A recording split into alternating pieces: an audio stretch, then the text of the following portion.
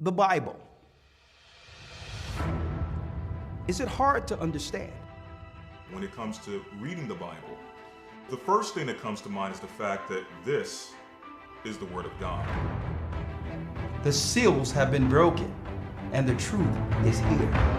And when we go throughout the scriptures, when we go throughout extra biblical records, we find that the language that God employed, that He used to create the heavens and the earth, was the Hebrew language. Christ said, I came for the lost sheep of the house of Israel. But yet no one, no religious leader, no religious church out there anywhere can now identify the 12 tribes of Israel. Can we? God is quite simple, but it seems as if man makes understanding Him hard. What are those mysteries? The truth of your book and the truth will make you free. The Hebrew and Bible Academy, you're invited.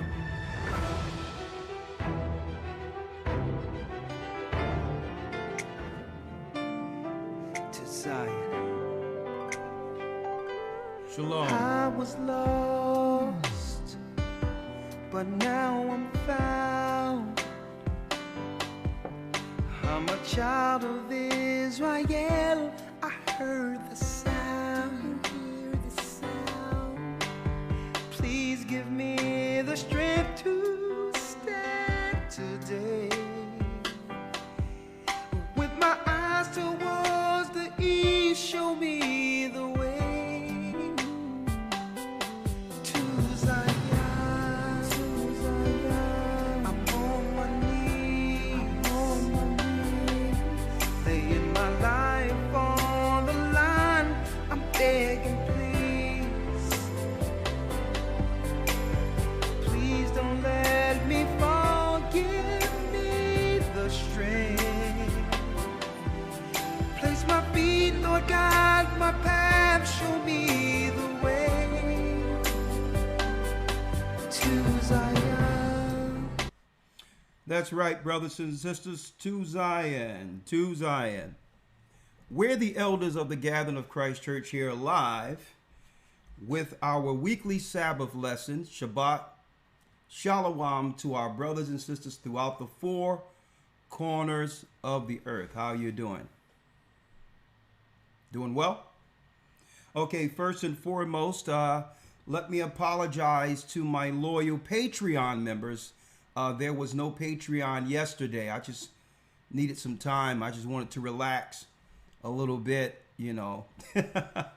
So I'll be back next week with Patreon, and we'll throw out some extra videos there to make up for this week. So I appreciate you brothers and sisters bearing with us through such a time as this, but anytime I can get to relax before what's about to go down, even if it's one day out of the week, that's a blessing. So I hope you can appreciate the fact that I wasn't there yesterday, but I will be there next week, okay? Shabbat Shalom to you brothers and sisters throughout the four corners of the earth. Tomorrow we will be going into a deep lesson. Satan, listen to me clearly, Satan in Mecca at the Kaaba stone. You can find Satan in a few places in the earth, right? Where he meet with his high priesthood within these specific areas. The Vatican is numero uno. Mecca, number 2. The Wailing Wall, the Dome of the Rock in Israel, number 3. You're going to find out there's a reason that Christians, Muslims, and Jewish people under Judaism are all worshiping in the same area near the time of the coming of our Lord and Savior Christ. But tomorrow we'll focus on the satanic rituals at Mecca. Okay? we're going to drop what's really going on at the Rock tomorrow.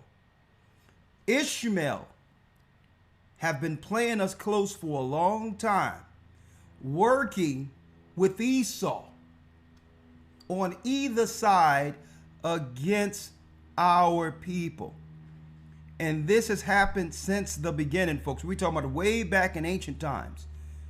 In the area of Idumea, Esau and Ishmael has conspired against us since we received the promise. Since Israel, the 12 tribes of Israel, have received the promise, all nations have been conspiring against us with Esau and Ishmael at the helm.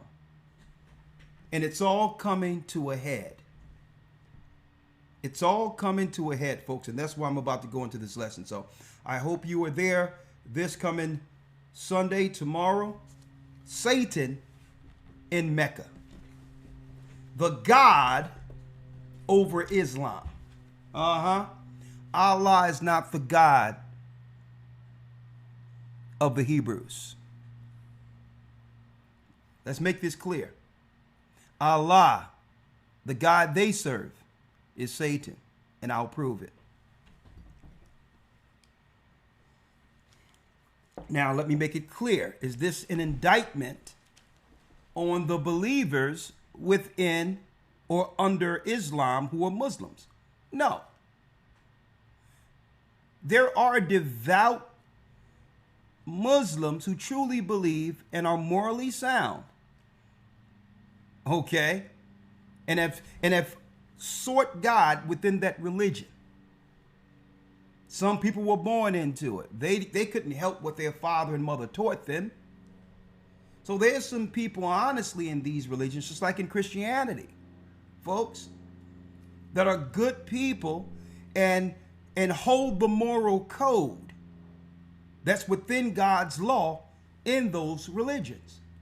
So this is not an indictment on Muslims. But as you go higher in degrees, when you get to the top of these religions, is where you really start to figure out who they're serving.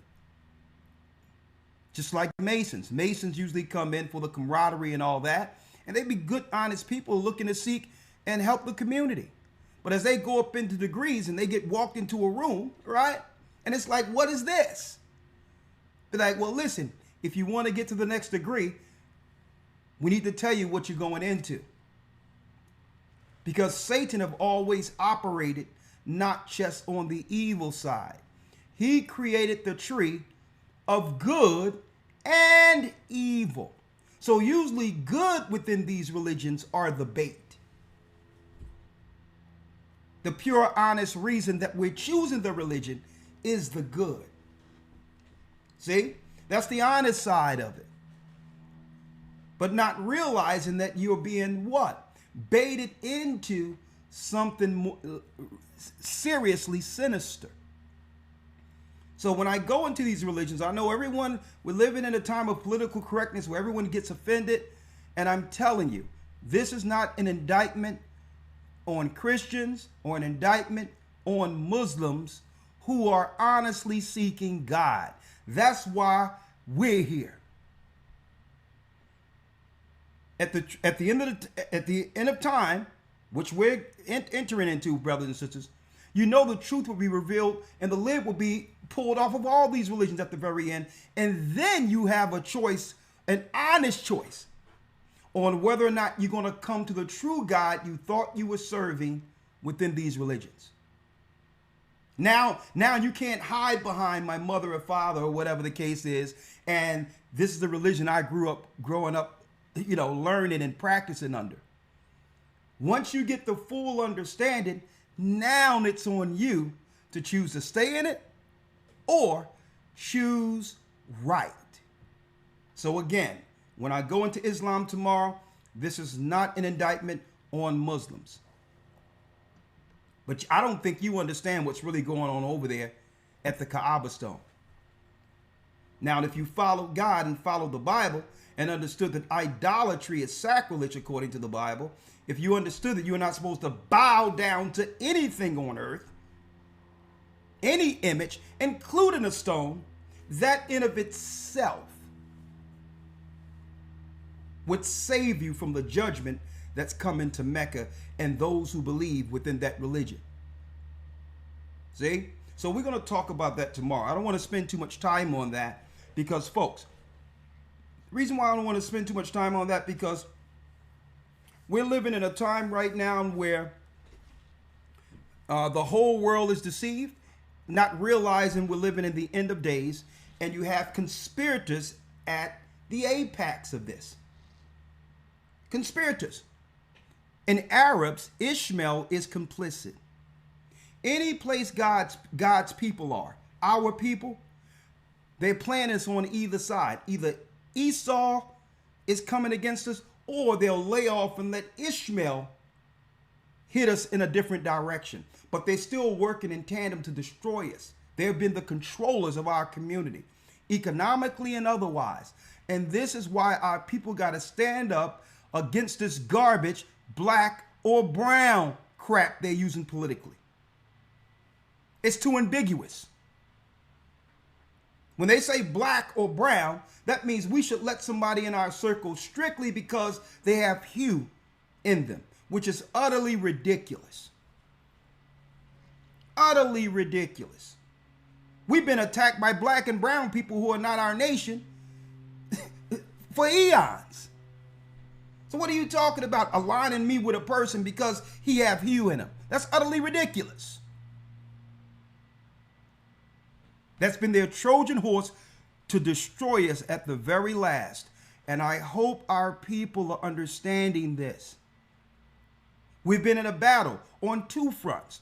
One front, the battle between Jacob and Esau. Unfortunate for us, we don't know we're Jacob and don't know that we're in a war. But he's on something else, and I'm going to show you. Unfortunate for us, we don't know that they're at war with us.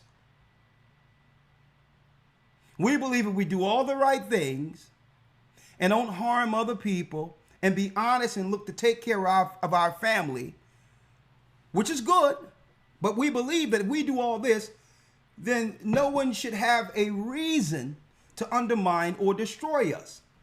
You are naive.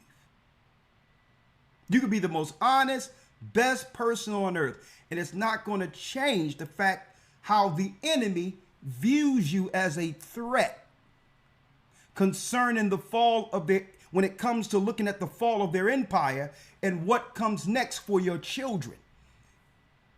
So just because you think you're an honest person and ain't hurting nobody and why are people coming against me, listen, that's not a part of the game. Okay, they're going to come at you because of who you are prophetically and what happens for your family next when their empire falls. So they're looking to get the threat out of the way before prophecy is fulfilled. You got that?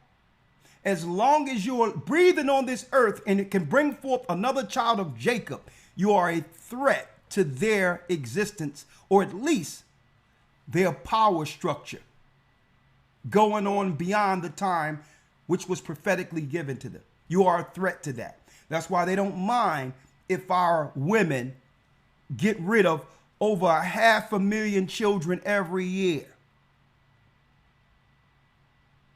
And they'll tell you, well, don't worry about it. It's a woman's choice, knowing that it always, whatever they roll out, it indirectly affects the poor disproportionately by default. So you'll see a few of their people doing it, but at the end of the day, you'll see 500,000 of our people not getting that opportunity to breathe. That's why they don't care, because they understand the prophecy. So we going on in this day. I'll do all my announcements later. We jumping right in. The end of days. The end of days is our particular lesson today. Elder Lawyer, if you will. Sir. Shema Yasha'Allah Ahaya Allahayanawa Ahaya Achad. Shema Yasha'Allah Ahaya Allahayanawa Ahaya Achad. Hear, O Israel, the Lord our God is one. Hear, O Israel, the Lord our God is one God.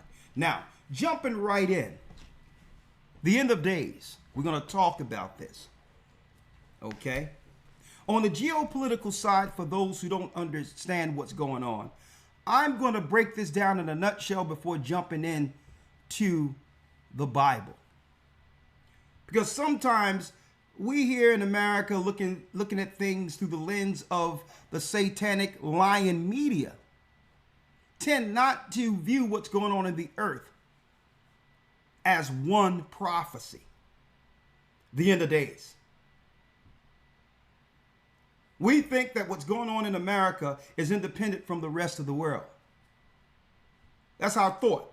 They've programmed and isolated us to believe under the guise of patriotism that we're sheltered from prophecy or whatever the case is, that everything and every other land in the earth is independent with their own government and with their own problems to solve.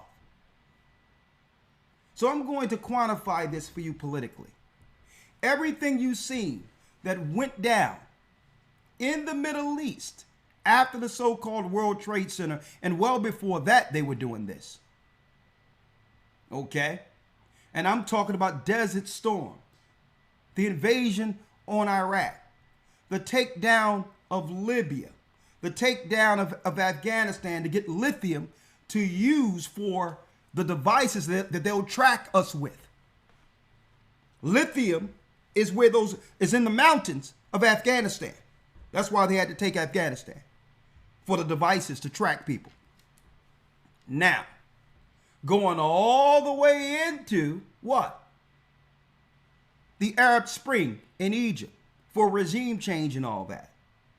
When we heard of who? ISIS, Al-Qaeda. You notice they're magically disappeared? Hamas, right? Now Hamas is the new boogeyman, right? Everything that you see internationally, we're going to go into, but understand it's the same playbook that's about to go down here in America. What is the playbook? Y'all might ask. Well, Elder Ricard Shiar, what is the playbook? Well, you must have a boogeyman. Esau, being the cunning hunter, must always have a boogeyman to fight behind. So that's why they'll talk about terrorist groups and this group or that group. So now when they attack that particular group unjustly or attack the targeted people, they can now blanket it and say, well, all the people that we were targeting from the beginning was a part of Al-Qaeda, ISIS, or whatever boogeyman they create. See what I'm saying? You understand? So now no one can now what? Come against or question their unethical attacks because they wiped out a group that was a threat to all of us. That's how Esau worked. Now, what if you allow people to come over without identification? They can drive cars without licenses. And someone told them they are above the law and they can do whatever they want to do within the United States. Well, at any time when chaos ensues within the United States, they can now say all of these boogeyman groups are now working all at once in targeted areas where they've been targeting you. And when you get destroyed and your family get killed, they can claim that someone in your family was a part of one of these boogeyman groups they created out of thin air. You got it? Are you with me? So brothers and sisters, y'all have to think twice before y'all allow them in America to be able to demonize Israelites as terrorist groups. Because you don't realize they're not talking about Israelites on the corner. They know that we're the children of Israel. So anytime they get rid of our people, they're going to loosely try to attach them to Israelites, when really Israelites have always been their target. Don't allow them to do what they did over there. And because you don't like the fact that the Bible is calling you out when it comes to sin, and now you want to act like it's a group threatening your way of life because they're coming with something different, only trying to help you.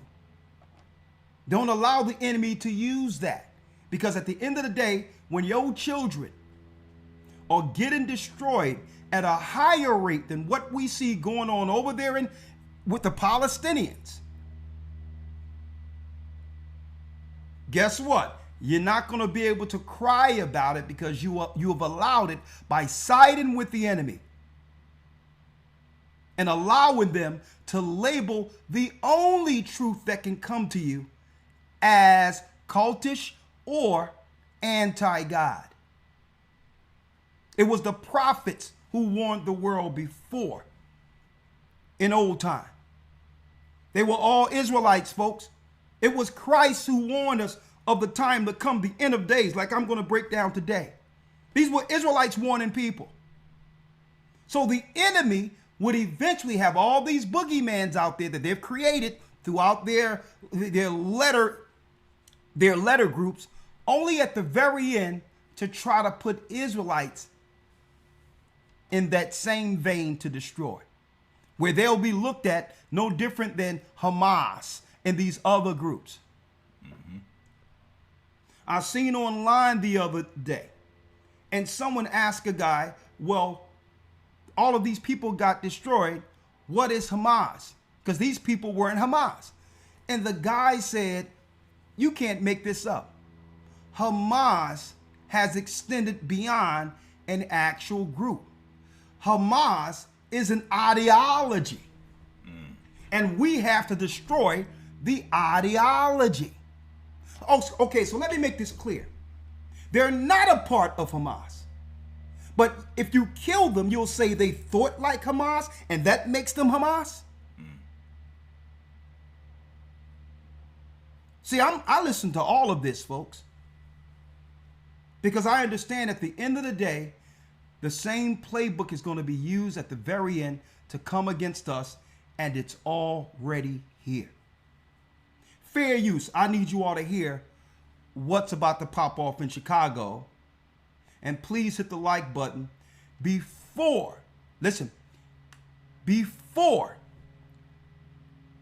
it all pops off, folks. I'm going to show you quantified how everything went over the Middle East and how it's playing on over here in the United States right now, and what our people are preparing to do to defend ourselves. Why? Because if you begin to choke any area of self-reliance and or survival out of a people, the people will have no choice but to show recourse for the sake of self-preservation. If you begin to put people out of their homes, choke out their existence, minimize the opportunity for them to actually make money for themselves and feed their families, and you slowly squeeze these people out of existence, the only choice is to defend yourself alive. And that's what they have done systematically for the last 4 years against our people. So then there's going to be a timeline. They're squeezing us so that there's no upward mobility, no opportunity to make finances that can help us out of poverty. They're cutting off the middle class, because the middle class sometimes frequent the high class and learn how to get their way out of the middle class. So they have to get rid of the middle class by squeezing the poor people to make it where the middle class isn't a possibility.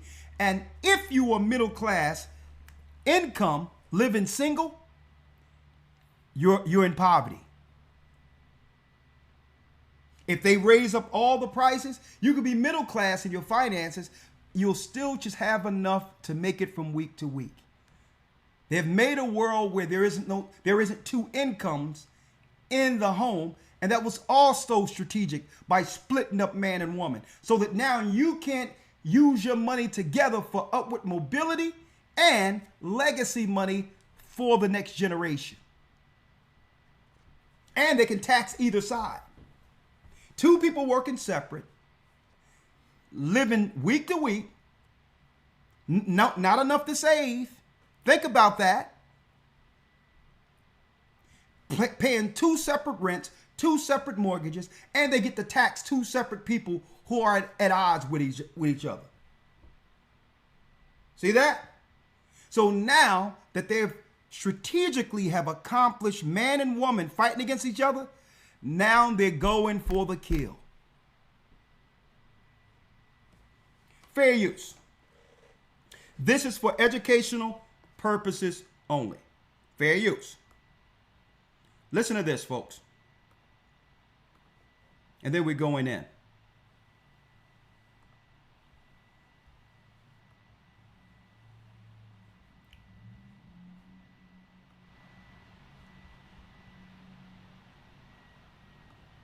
Fair use.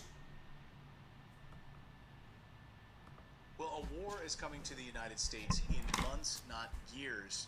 Former 24-year veteran of the Customs and Border Protection, J.J. Carroll, just uncovered the truth of what's happening with Biden's... Let me cut up so y'all can hear it.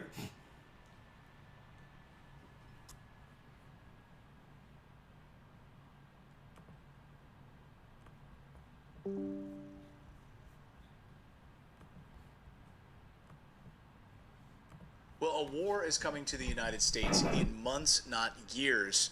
Former 24-year veteran of the Customs and Border Protection, J.J. Carroll, just uncovered the truth of what's happening with Biden's border invasion, and the war will start in black communities. That's where it's going to start first. Listen to J.J. in Chicago talking with black citizens who are being crushed right now under the weight of illegal immigrants in their communities. Watch. This is America. This is America. There's a problem. And the people have a problem with Trump. Are you crazy? Biden. Biden did this. This is not Trump. Exactly. The Democrat Party in this city hates poor black people. And I'm talking about all of the Democrat Party. The Black Caucus and everybody else. This is a fact. They have starved the people. How do you know that? How do you know that? Because I've been in politics for the last 25 years. Ran for city council twice.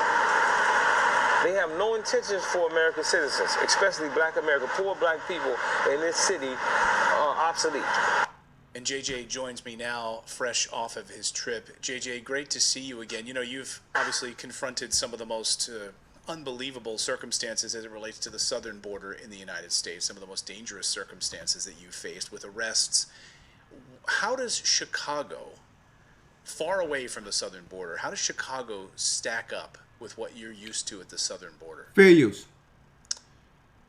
Chicago's a war zone, and it is a forgotten, Trump called it the forgotten America, forgotten Americans.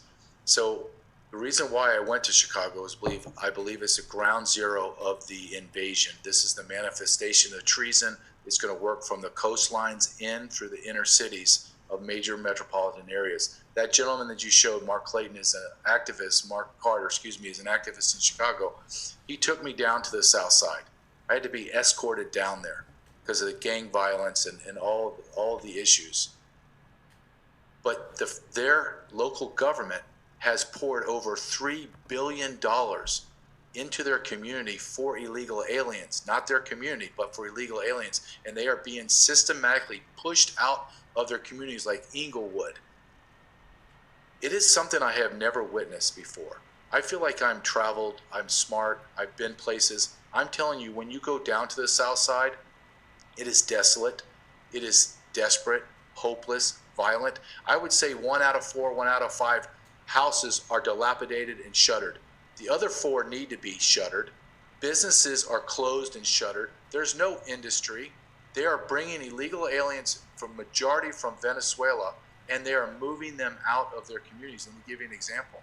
The city of Chicago paid black residents that were living in these dilapidated shacks, if you will, $1,000 to move out. Well, why would the landlords in Chicago want them to move out? $1,000. Because each illegal alien has $9,000 attached to them for rent assistance. $9,000. So they're moving them out and moving them in. Now, Clayton, I talked to mega church. Fair use.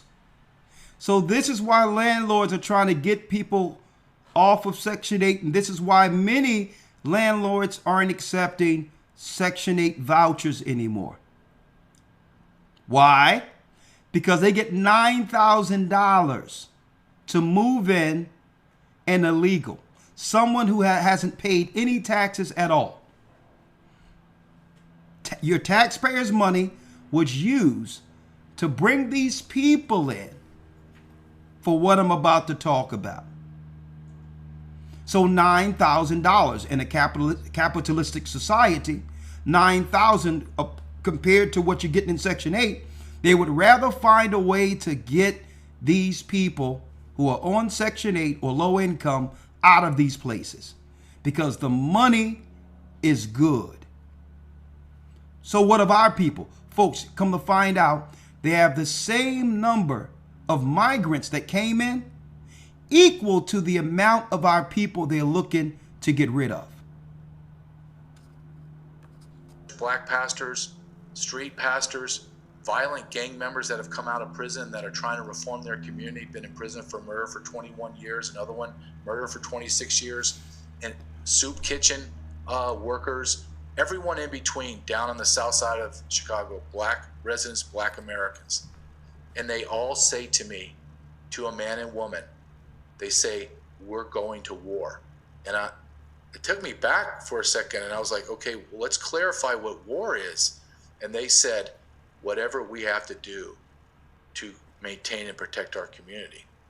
And a black pastor, the rooftop pastor, the AK rooftop pastor that Tucker Carlson interviewed for many, many months as he sat on top of a building during the winter months because of the prostitution crime that was across the street from his church, Pastor Brooks told me, we are within one black teenager being raped by these Venezuelan gangs or black Venezuelan gangs killing a black gang member or vice versa, and Chicago is going to explode.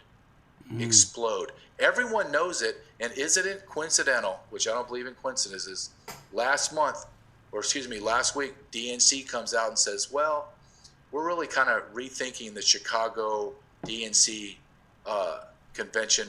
We might do a remote. They know it as well as I do, that this is a powder keg ready to explode. Yeah, can you hold the Democratic National Convention in Chicago? I mean, what do you have to show for it? I mean, as we talked about with Mark, with the activist, he says, you're seeing Democrats have destroyed this city, so you're going to bring the Democratic National Convention there? I mean, you're right. This is a... Now, when you get a chance, fair use, you can go to Redacted. They have a lot of good information you can parse through there. Very good information. But all in all, what the gangster disciples have come together. All the gangs within Chicago who was once fighting one another have come together and say, listen, these people are urinating all on our stoops. They're crapping and all that in the schoolyard. Our children cannot play. They're looking at our young girls in the community.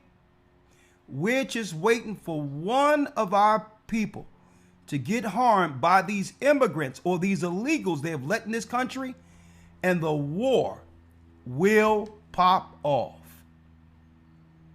Now, why is this so deep? Well, this is the play of the enemy, the cunning hunter. I told you all a long time ago how they play it. They need an excuse to bring in the National Guard. So they're purposely, folks, instigating a powder keg that they have incentivized to blow against Jacob, against our people. Now, before we go into the scriptures, let me drop this piece here for you real quick. When it comes to things like this, well, check out how when Esau operates, he operates behind a boogeyman. Remember I told you all this? Well, if they can create a scenario to have provocateurs come in, then they can start what they'll label civil war. Because what was happening over in these other countries that we were hearing when it came to Libya, Iraq, we were being lied to. We were told that these were civil wars that the UN had to come in to resolve, when there weren't no civil wars. They were using the same people, mercenaries who look like the people, Arabs and all that, who were being paid to go from one country to the next to start insurrections, to start civil unrest. And they were publicizing that here in the United States as if these were the citizens of Iraq that were upset with their government or leaders or dictators who then needed regime change. They would do it from one place to the next when these weren't the citizens of those countries. These were people who were let in who looked like the people to start insurrection so that America and others in the Western world could report it as civil war. They're going to do the same here. That's what they're doing. We don't know who these people are. And for whatever boogeyman they want to create to make it look like it's civil, they have it now. They have white Ukrainians and all that who can be what? Who can be what? Mercenaries who now moved, and they can do a crime and they can blame that on what? The white right who are seeking to protect the United States and the Constitution. If they want an Israelite boogeyman, because there's no Israelites who are terrorists in America, folks. That doesn't exist. We're teaching the truth. But if they want to create a boogeyman, they can have the Africans that they let in who are mercenaries and dress them up with fringes on and mitres. And do something with a camera there and now claim that the Israelites did something.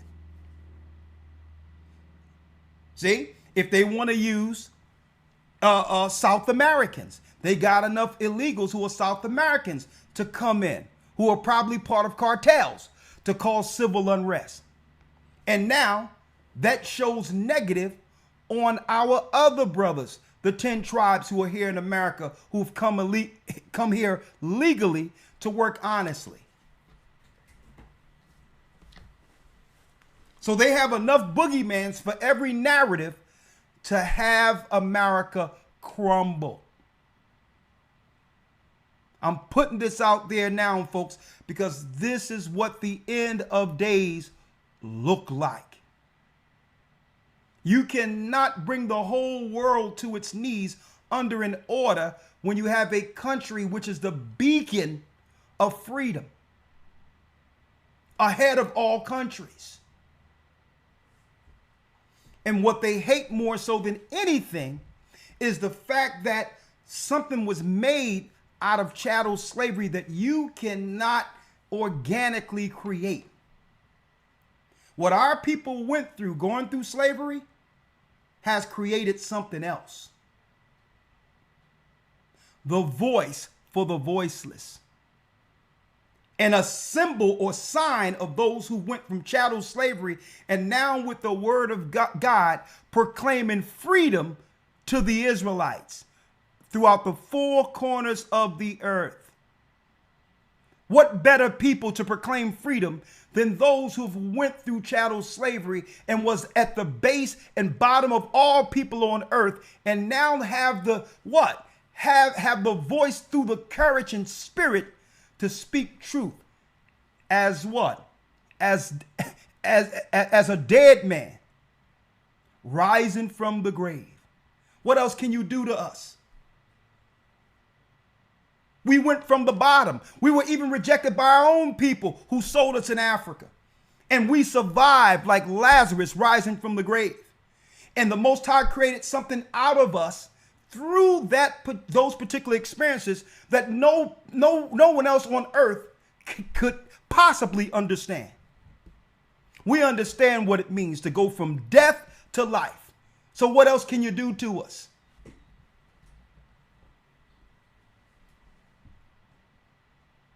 Our own people left us for dead, and we survived.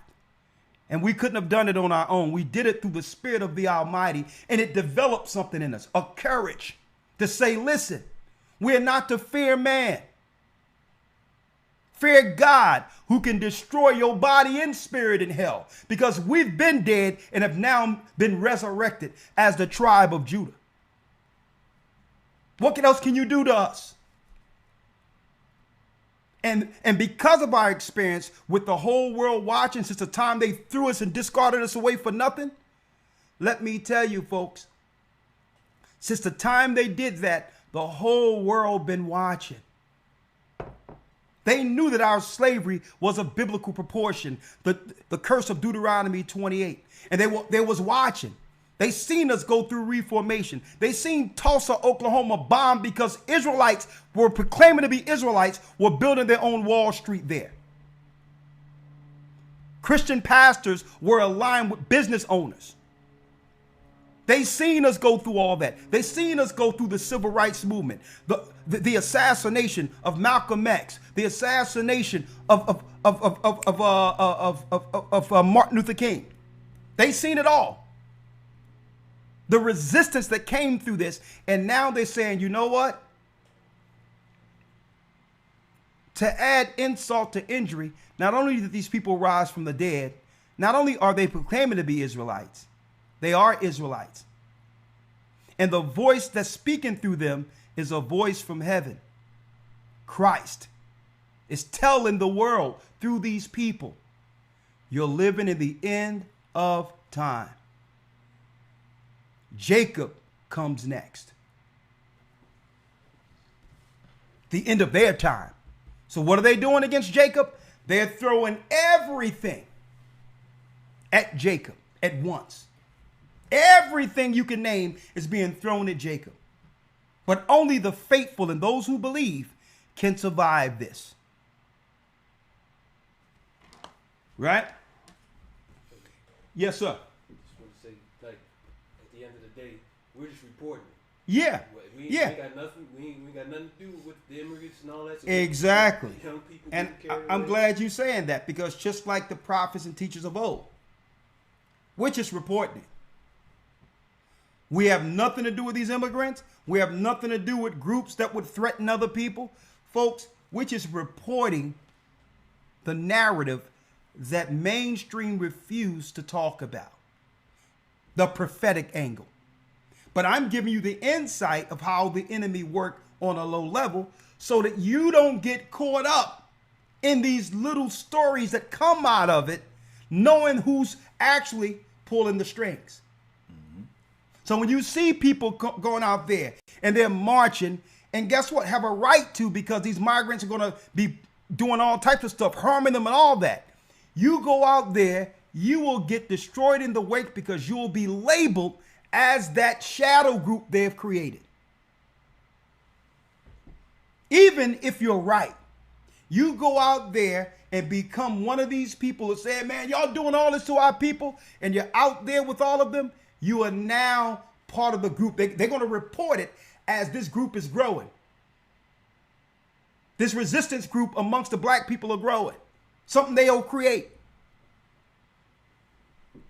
So what you're to do is to step out of it and say, you know what? Elder Ricard Shiar, the Gathering of Christ Church, Elder Lawyer and others, they told us about this. Let me listen. Even though I'm upset, let me sit back before responding emotionally.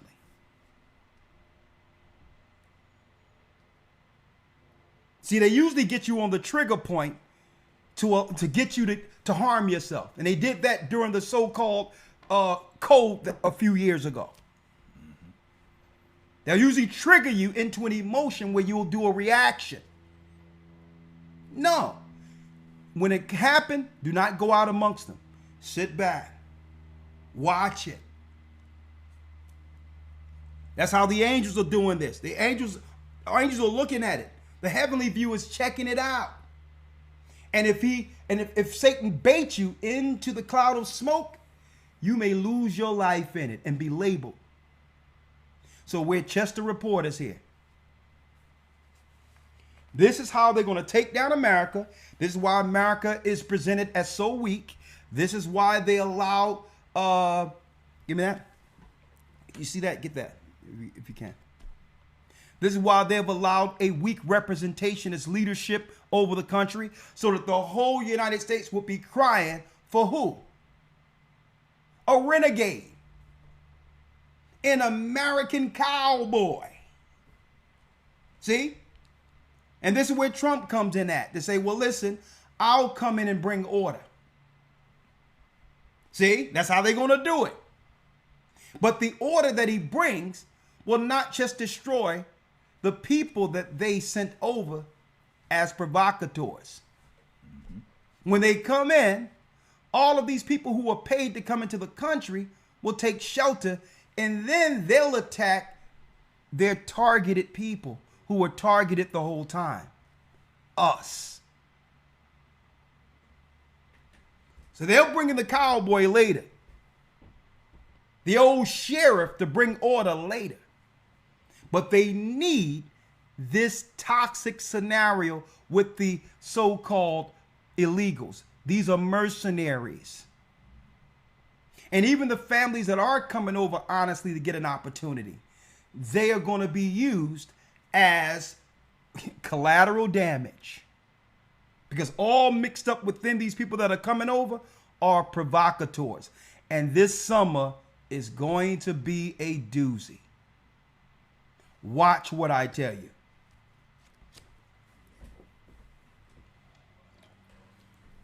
Elder Lawyer, if you will. Yes, sir. Let's now start off. Hit the like button, brothers and sisters. There's a few more things I want to show you and I'm going to talk about. Do not get pulled into all of these scenarios. Right now, you hear them talking about Palestinians, and what's going on in Palestine. That political talking point, don't even get involved in that. That have nothing to do with you. Okay?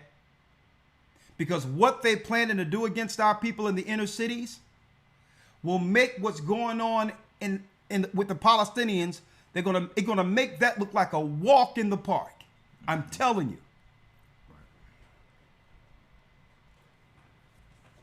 It's about us saving ourselves alive at this point. That's what it's about. It's none of our business what they're dealing with over there.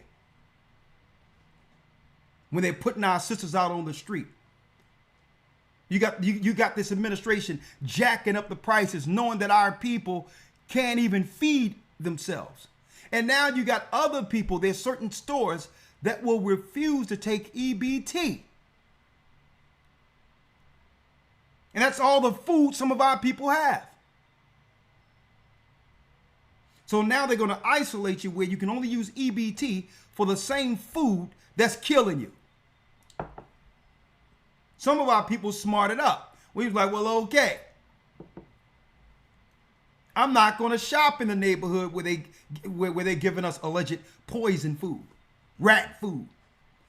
We've been taking our EBT and going on the outskirts of the inner city, in the suburbs, where they got organic foods and you can see the water dripping off of the organic lettuce and all that. And like, man, am I in a Garden of Eden? You walk through one of their produce sections and you think you're in a Garden of Eden. Our people, sometimes we get it late, but I'll tell you, we've been up on game and say, listen, this EBT can go better someplace else. And we've been going to getting fresh organic food coming right back, even if we have to drive 40 minutes. Now, when you go into these areas, they'll say, no, we don't accept that no more.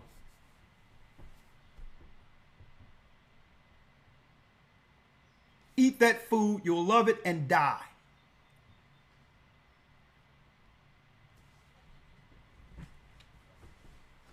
So you know we have to come with solutions, right? And I'm going to go deal with some solutions today. But also, this week we're dealing with the evil in Mecca. Next week we're going to be dealing with what? Surviving Jacob's trouble. We're going to go through all of the prophets and all of that to show you in crisis how they were able to deal with it from a what? A worldly standpoint with resources, and a spiritual standpoint, having faith to know how to accumulate the resources and how to utilize those resources through the crisis. We look at how our forefathers survived and understand that they'll give you a certain amount of time to accumulate resources before it's cut off. And I'm telling you, folks, we're in that time. What I'll say now is we got about 2.5 to 3 years to get all the resources we'll need. They're going to have to carry us the rest of the way before it's all cut off. So now we have to understand, okay, how do we plan? With the resources we have, how do we make that stretch? How did our forefathers do so? Maybe we're going to have to do what some of these other people who have now leapfrogged us do. Sometimes these other nations come together in one house and they share a house together because they can get along to save resources. But our people can't do that. We can't live in the same house with our family without it becoming what? A powder keg. Maybe we have to pull together and not try to keep up with the Joneses to survive through this. Maybe we need to find out that the food we're eating has seeds in it, so that if there's certain foods we want, we got getting it from our garden.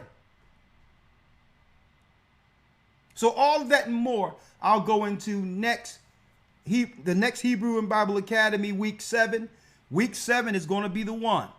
Surviving Jacob's trouble. It's going to be a very informative breakdown on how the prophets got through crisis and all of that. Like I said, the theme of this academy will be making it through Jacob's trouble. Surviving Jacob's trouble will be week 7. We'll go into what Abraham went through, Isaac, Jacob, us in Egypt, even how Christ actually put together with the disciples how to come together at the end time.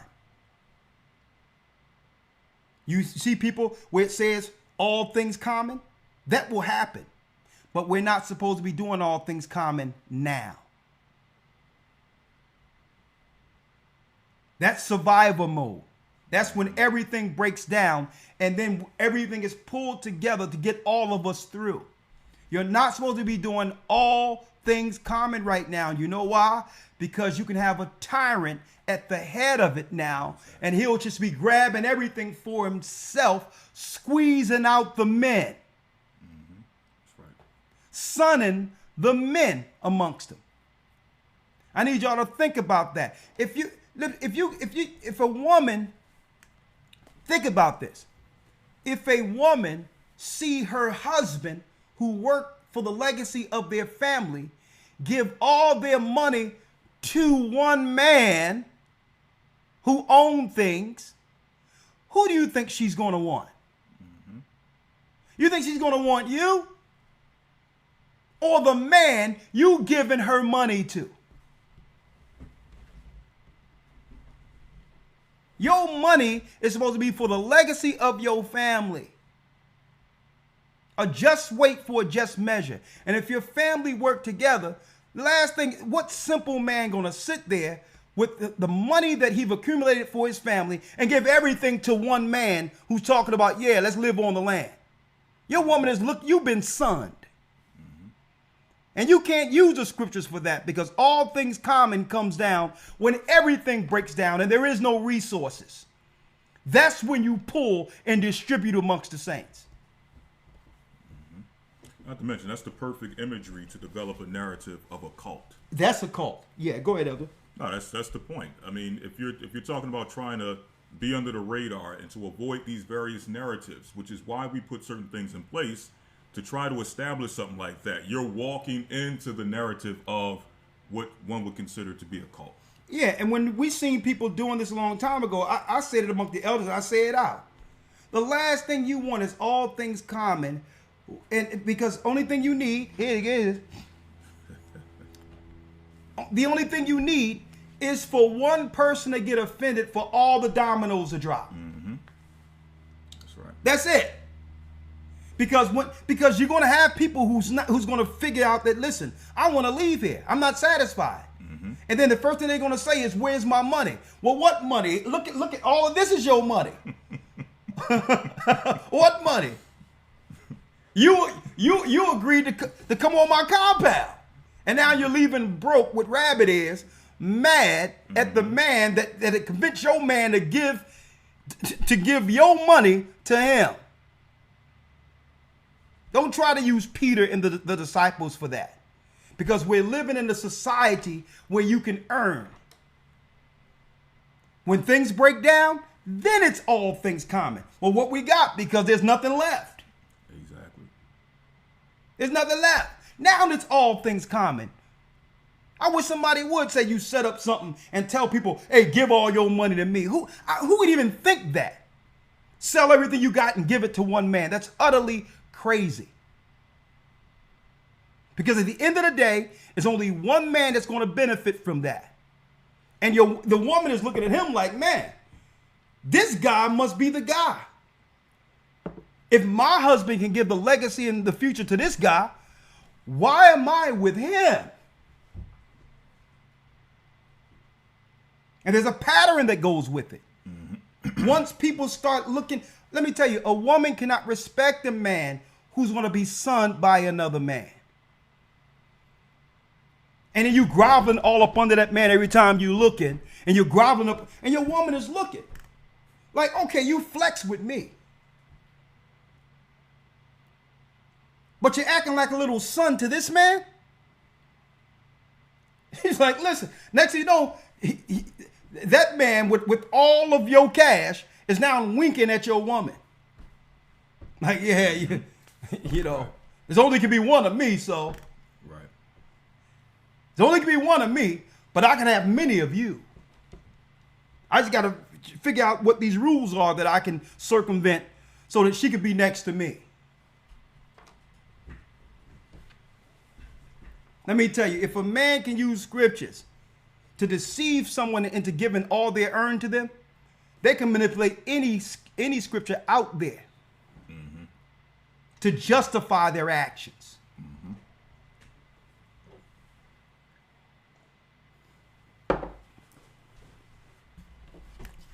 That's utterly ridiculous. All things common is when everything breaks down. And guess what? When all things common happens, whoever has the most, give everything first. Mm-hmm. The greatest among you shall be your servant.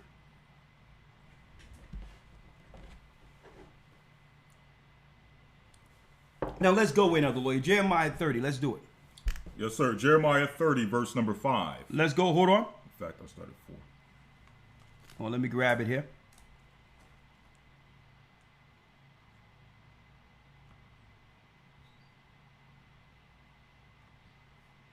All right, other lawyer, you got it.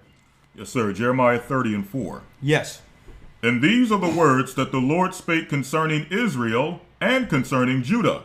For thus saith the Lord, we have heard a voice of trembling, of fear, and not of peace. Ask ye now, and see whether a man doth travail with child. Wherefore do I see every man with his hands on his loins, as a woman in travail, and all faces are turned into paleness. So it says, for thus saith the Lord, we have heard a voice of trembling, of fear, and not of peace. So here's the prophets talking about our people coming into these troubles at the end of time, where it seems as if there's a conspiracy to press us to the degree in which we no longer exist. And folks, no matter, listen to me and listen to me clear. If you haven't heard anything today, whatever they come out with at the end of it will suffer more than any other people. Anything, you'll know at the end of it who was the intended target from the beginning.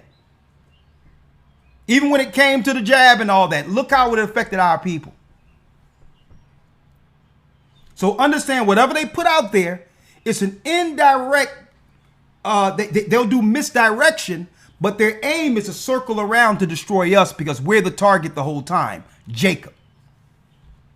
That's why it says in the 5th verse, for thus saith the Lord, we have heard a voice of trembling, of fear, and not of peace. That's what's going on in Chicago and in the inner cities right now. Come on. Ask ye now, and see whether a man doth travail with child. Come on. Wherefore do I see every man with his hands on his loins, as a woman in travail, and all faces are turned into paleness. And all faces are turned into paleness. The Most High is seeing men so destitute and destroyed. They're like a woman. A woman in the last few minutes, folks, of delivering a child. Now, I've never felt that pain. I've heard about it. But that's an anomaly if the Bible prophetically is showing a man that's sitting there holding his loins like a woman trying to deliver a child screaming. So what's going on geopolitically in the earth that would cause a man to go through such pain? It's what? Read the 7th verse. Verse 7. Alas, for that day is great, so that none is like it. Now that day has a label, and we have to take on what's going on prophetically with a label. What is it called? It's called what? It is even the time of Jacob's trouble. It is a time of Jacob's trouble. So it has a label. Why? Because a woman's pain becomes more frequent, leading to the delivery of that child. So as we come closer to Israel getting delivered, the more pains our people will experience. And there's a label for it, Jacob, so that we'll understand, regardless of the misdirection or the boogeyman they create, behind all of their narratives, it's really a direct attack against Jacob. So understand that, so you'll understand, okay, they're coming out with this that seems like it has nothing to do with us. Even if they say they're going after the right-wing white constitutionalists, they're really coming against us. Mm-hmm. So whatever they put out there, they're never going to say they want to attack us. So they'll put it out in a different narrative so that we can accept it or politically agree to it because it doesn't really affect us. Whatever they say they're doing, understand the Bible labels it Jacob's trouble.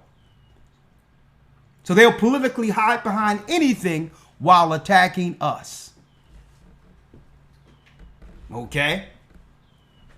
They'd be like, well, oh yeah, there was a breakout of polio in a place where none of our grandmother and grandfather ever knew anything about that. I asked my grandmother, she's like, no, we down south, it nothing happened to us down there. We read about that in Reader's Digest, right? So check it out. They'll come with one thing that have nothing to do with you, that your family didn't experience, but then we'll say, well, listen, in order for you to go to school, your children to go to school, we have to keep them safe, so they got to get that. See? So indirectly, they use something that had nothing to do with us, but now it affects the targeted group. So no matter what they put out there, understand the label and how important to know it's Jacob's trouble. And they'll never tell Jacob directly, yeah, we're trying to get rid of you. They'll never tell you. They'll trick you. But here's the label. In the end times, we're living in Jacob's trouble. That's what the Most High called the time we're living in before the deliverance. This is Jacob's trouble. Come on. But he shall be saved out of it. But what? But he shall be saved out of it. But he shall be saved out of it. Now, not all, a remnant. Now, how can Jacob be saved, folks? If Jacob fell to admit he's Jacob. right? If you are a Muslim and you're told that, you know, all things are relative and we're all the same, how do you know? How can you defend yourself against those who attacked the Israelites in the past? If you don't own up to who you are according to the Bible. Man, I'm not Jacob. Well, okay. Well, suppose Jacob is getting attacked and you're claiming you're not Jacob. You think they're not going to attack you simply because you're not accepting it? So the first point of protection is acceptance. We as a people must accept we're Jacob. Worst case scenario, you'll protect yourself. Right? Best case scenario, you'll actually go into the Bible and realize how Jacob and the Israelites were how they were able to maneuver against their enemies. See? One moment here. Yes, sir. One moment.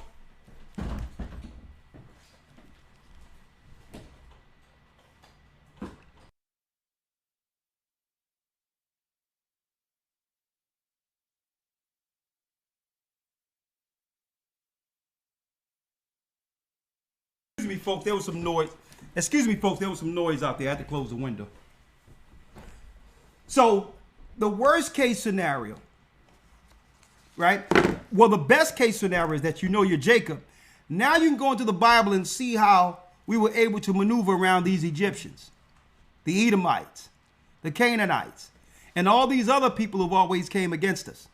Or you can be in these religions and have them and have them trick you into believing that we're all the same and we're all under Jesus and there's no difference. When your observable reality tells you that there's a difference. All Christians aren't treated the same. Okay? You can be a Christian in the black neighborhood. You're not treated like a Christian in a white neighborhood. But you'll tell me, well, I'm a Christian and there's really no difference. There is a difference. There's even division amongst Christians on racial lines. See that? So don't come in with that garbage doctrine where it doesn't matter, we're all one under God. That's garbage. There's always been a war against Jacob. And that ambiguity have led to naivety amongst our people where the enemies can destroy us through these satanic religions. We're not being attacked strictly because we believe in Christ. We're also being attacked because we are the children of Israel. And the Bible states at the very end, we would be what? Under Jacob's trouble. Jacob's name was turned to Israel. So these religions have always been what? Trojan horses to find out how we thinking. What are we doing? What are we planning?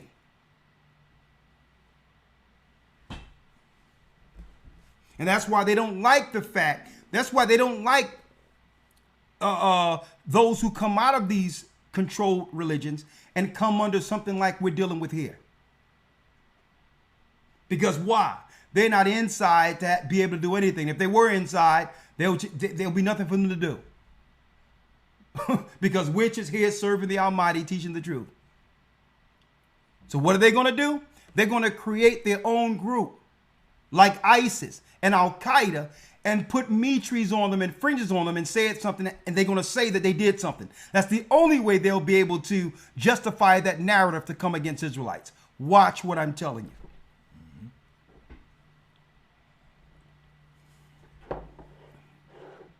Right? Elder Lawyer, if you will, let's go to Matthew 24, the end of days.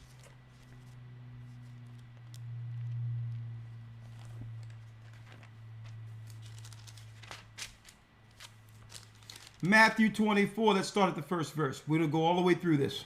Yes, sir. Matthew 24:1. Come on. And YASHAYA went out and departed from the temple And his disciples came to him to show him the buildings of the temple. And YASHAYA said unto them, See ye not all these things? Verily I say unto you, there shall not be left here one stone upon another that shall not be thrown down. That's Jerusalem, folks. That's our temple. He says, see these things? There shall not be left one stone upon another that shall not be thrown down. What was he telling the disciples? They're coming to destroy our home. Look around. Look how great Israel is. They're coming to destroy our home. Now, something like that was totally out of the realm of possibility for our people at that time. The temple survived many empires.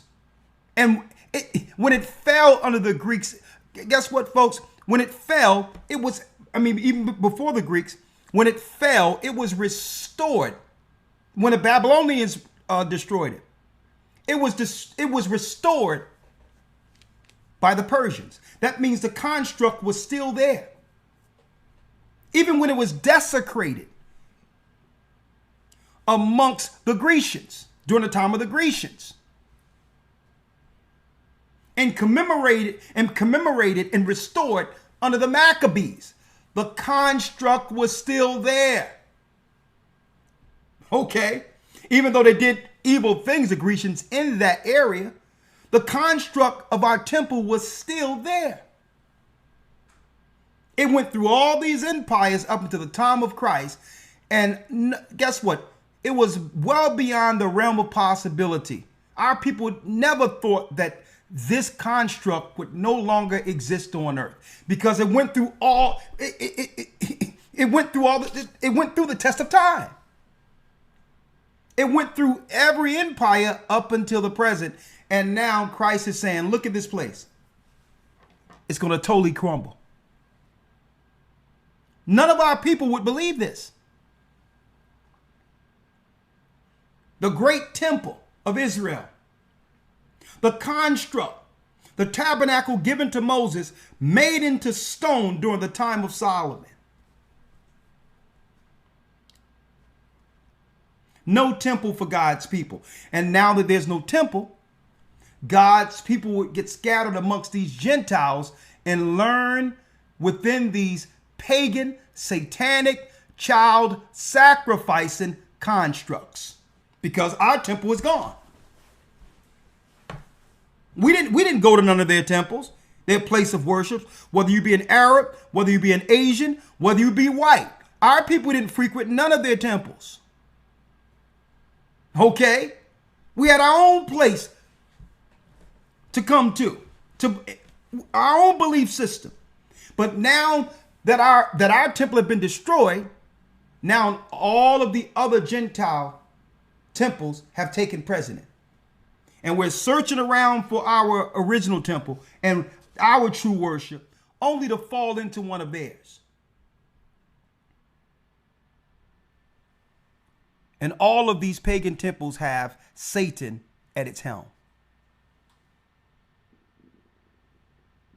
So I can imagine what the disciples are thinking right here. I can only imagine what the disciples are thinking. You mean to tell me this great construct, which have stood the test of time, will no longer be amongst men? What are you saying, Christ? He said, look at this. Look how great this is. All of the priests, even of the Gentiles, would come and visit the temple. It was God's construct on earth. Even the Gentile priests and imams and all that or what you would call the Chaldeans and their wise men, was at awe of our temple. Okay? They was at awe. This is God's construct. Right? Check this out. Verse 3. And as he sat upon the Mount of Olives, The disciples came unto him privately, saying, Tell us, when shall these things be? And what shall be the sign of thy coming and of the end of the world? What shall be the sign of thy coming and the end of the world? Now we know that it's not speaking of the end of earth. It's speaking of the end of Esau's world. It tells us in 2 Ezra 6, 8, and 9, Esau is the end of the world, and Jacob is the beginning of it that followeth. Well, if Esau is the end of the world, and Jacob's time is nigh or near, now, brothers and sisters, you can now understand prophetically why we're in Jacob's trouble. Esau is seeking to hold on to this world. And Jacob is the threat to his rulership beyond the time prophetically given him. See, he only have a certain amount of time. What is that time according to the scriptures? That time is a time, times, and a dividing of times. What is that? From Christ's birth up unto his return. That began, Christ's birth was the beginning of the end for Satan's world. Hence the reason they wanted the child dead. Hence the reason they tried to assassinate Christ at birth. Because his birth marks a time in prophecy counting down what? On the end of the Esau's world, the Roman world. And don't get confused, folks. It's not just speaking of the Roman Vatican. Them and the Jewish people who are under the religion of Jewish are the same people. How do you know this? Well, unless one has one of those yarmulkes or something on their head, you wouldn't know the difference between the two. They're the same people. It doesn't change who you are strictly based on what religion you're following. If they were to dress up a certain type of way and told nobody who they were, we wouldn't know the difference between the two of them. They're the same. And guess what? That's not my opinion. It's in also the Jewish Encyclopedia, where it talks about the conversion of the Idumeans during the time of Hyrcanus in the 3rd century. See? It talks about a conversion of Edomites who converted to Judaism during the Maccabean period. They're the same people as the Romans. So just because you converted to a religion doesn't change who you are. And this is why on either side of those religions, the attack is on Jacob, the bloodline of the children of Israel.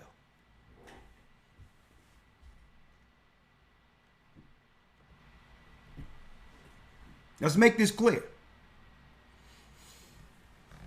And the end of the world, the end of who? The end of Esau's world. That's why Esau is throwing everything against the wall against Jacob. They're saying, well, listen, no longer can we play this game as if we're friends, as if we are common folk. We can't play these games no more. Gloves off. Let's throw them out of their houses. Let's squeeze them out financially. And anyone with any financial generational money, we have to make sure we get rid of anybody in their position, in the position of our government, who can give the generational wealth that they've acquired amongst us to their people. So anybody with money, we're going to throw them all down with the poor. That's why they're coming after P. Diddy. They don't care about P. Diddy dragging somebody. P. Diddy have witnessed much worse amongst them. Where do you think he learned it from? They don't care about Jay-Z. They don't care about Beyonce. It's just a matter of time before they take them down, because these people have generational wealth that can help us.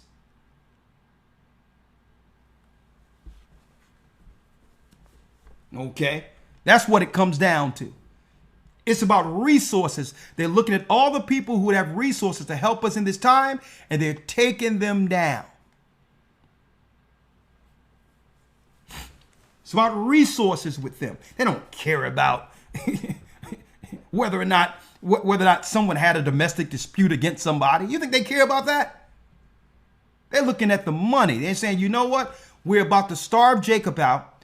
Who has the financial fortitude to help their people in a time of trouble? So we have to cut off that business. And we have to cut off people who have enough money for generational wealth to help their people. Period. If they don't find something on you, they'll make it up. Okay? They'll make it up. Like here it is. Kyrie Irving was an example. A model citizen. He was known for doing nothing but right towards people. Good man. Family man. And they come against him and almost try to, what? Cut him off financially going forward. Taking away his right to earn is what they tried. Simply because he made a post on Twitter. So if they don't have anything on you, they'll find something. Because you don't agree with them. They'll use that as a talking point to destroy you financially. Why? I'm going to show you why. Because their game plan at this point is to cut off resources. What did they do when they went into Libya and all of these other countries to take down dictators? They began to sanction them. And remember when Gaddafi didn't have any access to his bank accounts? So you squeeze them financially first. That's a tactic in war, to isolate the one you're targeting from being able to move around. That's why I'm telling you, they play us every time by us listening to this crap they have through their media, and you don't understand what they're targeting. Right. And what they're doing. You don't understand that they could care less about the actions of these people. When it comes to P. Diddy, they don't care about that. They don't care about that. They care about the resources that can be utilized to help his people. Same thing with Michael Jackson and all that. They care about the resources. Whitney Houston, they cared about the resources. Who is this money going to go to? Oh, the daughter? Well, we got to get her to sign a few things, and then we'll just make it magically disappear where all the money comes back to us. And guess what? Whitney Houston's daughter, may the Lord rest her soul, had to go too. Because they don't want us to have anything to help our people at the very end. It's a part of Jacob's trouble. It's all about them cutting off the resources, knowing where we're going. So gloves are off right now. It's about what? Resource allocation at every election year. Who's going to have control over the coffers, over the finances for this community? And how do we make it where we don't have to give it to them no more, and we give it to the enemies who we've surrounded round about them to utterly crush them?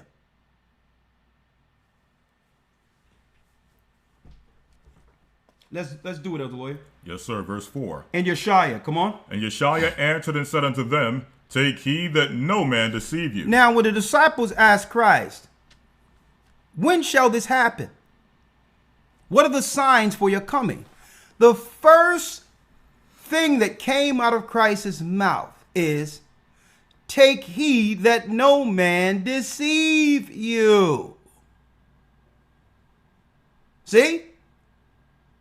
So Christ was telling us right from the rip, don't trust these people who are coming to destroy Jerusalem. The deceivers are coming. They're tricksters. They're hunters. Take heed that no man deceive you, above all in context, concerning how I'll return.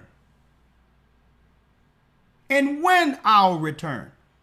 So the deception is somebody going to come in and redirect you concerning doctrine. So the first place we have to look for the deception is amongst Esau, the Romans, because they're the ones who would come and destroy the temple. See? So these are the last people we would trust to teach us doctrine concerning our people and above all, our Savior. How can the people who destroyed the disciples, the blood of the apostles are on the hands of the Romans, who was imprisoning our people, how can they become the authority on Christ's doctrine? You got to be out of your mind. How can a Roman Catholic church or a Roman Catholic come to me and tell me about Christ or Jesus when you killed the prophets, you killed apostles? They were running from you. So you're not to trust Jesuits. You're not to trust apologetics. They're the same people. Christ told us not to trust them. And they're all up in our mix. We're not even worried about what they're doing. And you notice they're always trying to, urban apology. No, go about your people and teach the good word of Jesus to them. Now you understand, folks, why they're always pressing upon us and in our mix all the time. Because they're the same people who destroyed us in the past. They're the deceivers who must come amongst us and cause divide and conquer. That's how they do it. They'll get next to somebody. You got something negative that you want to say about the group you were about? The group you were in? Hold up. What group you were with? We'll give you a camera and a microphone if you come and say something negative about them.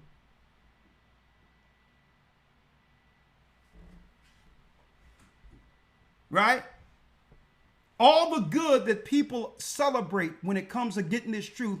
And I get letters, folks, I get messages all the time how this ministry through the Spirit of Christ have saved people's lives.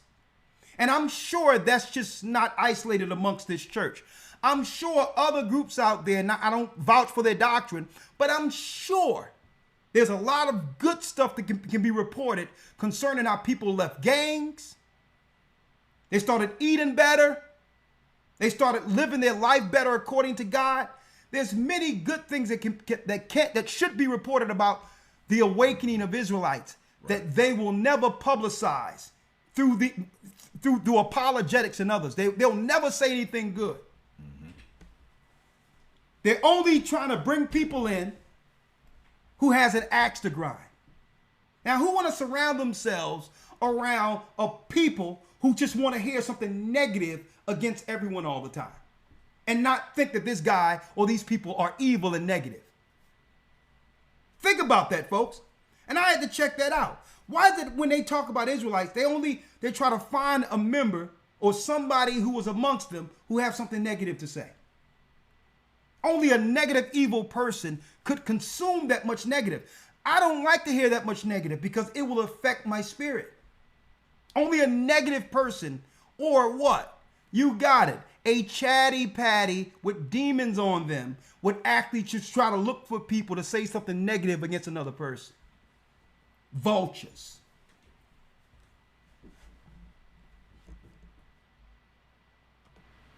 And YASHAYA said unto them, take heed that no man deceive you. Read. Take heed that no man deceive you. Verse 5. For many shall come in my name, saying, I am Christ. Many shall come in my name, Christians. So Christ was saying, don't trust those Christians, because these aren't the Christians that came from me. These are pagans who will cloak themselves as lambs, but really they're wolves. See? They'll cloak themselves with the lamb, but they're wolves. Saying, I am Christ, and what? And shall deceive many. And shall deceive many. Read. If I can say this real quick, not to go back. Yeah, go Just ahead. to make this quick point while it's still out there. Okay, go ahead. It'll be those same individuals who have these platforms, who once they create these fake Israelite terrorist groups, they'll be the ones coming forward and being called for the interviews, being called for the documentaries, saying that I saw this coming, I saw this transformation, I heard the rhetoric, I heard the hatred, and I saw where this was going. Now realizing that it's a fake, it'll be a fake thing that they created anyway. I'm glad you put that out there, because they have their agents do what? Start compiling a video dossier that would lead up to them now becoming the experts to speak when they actually do a false flag using an Israelite. Mm-hmm.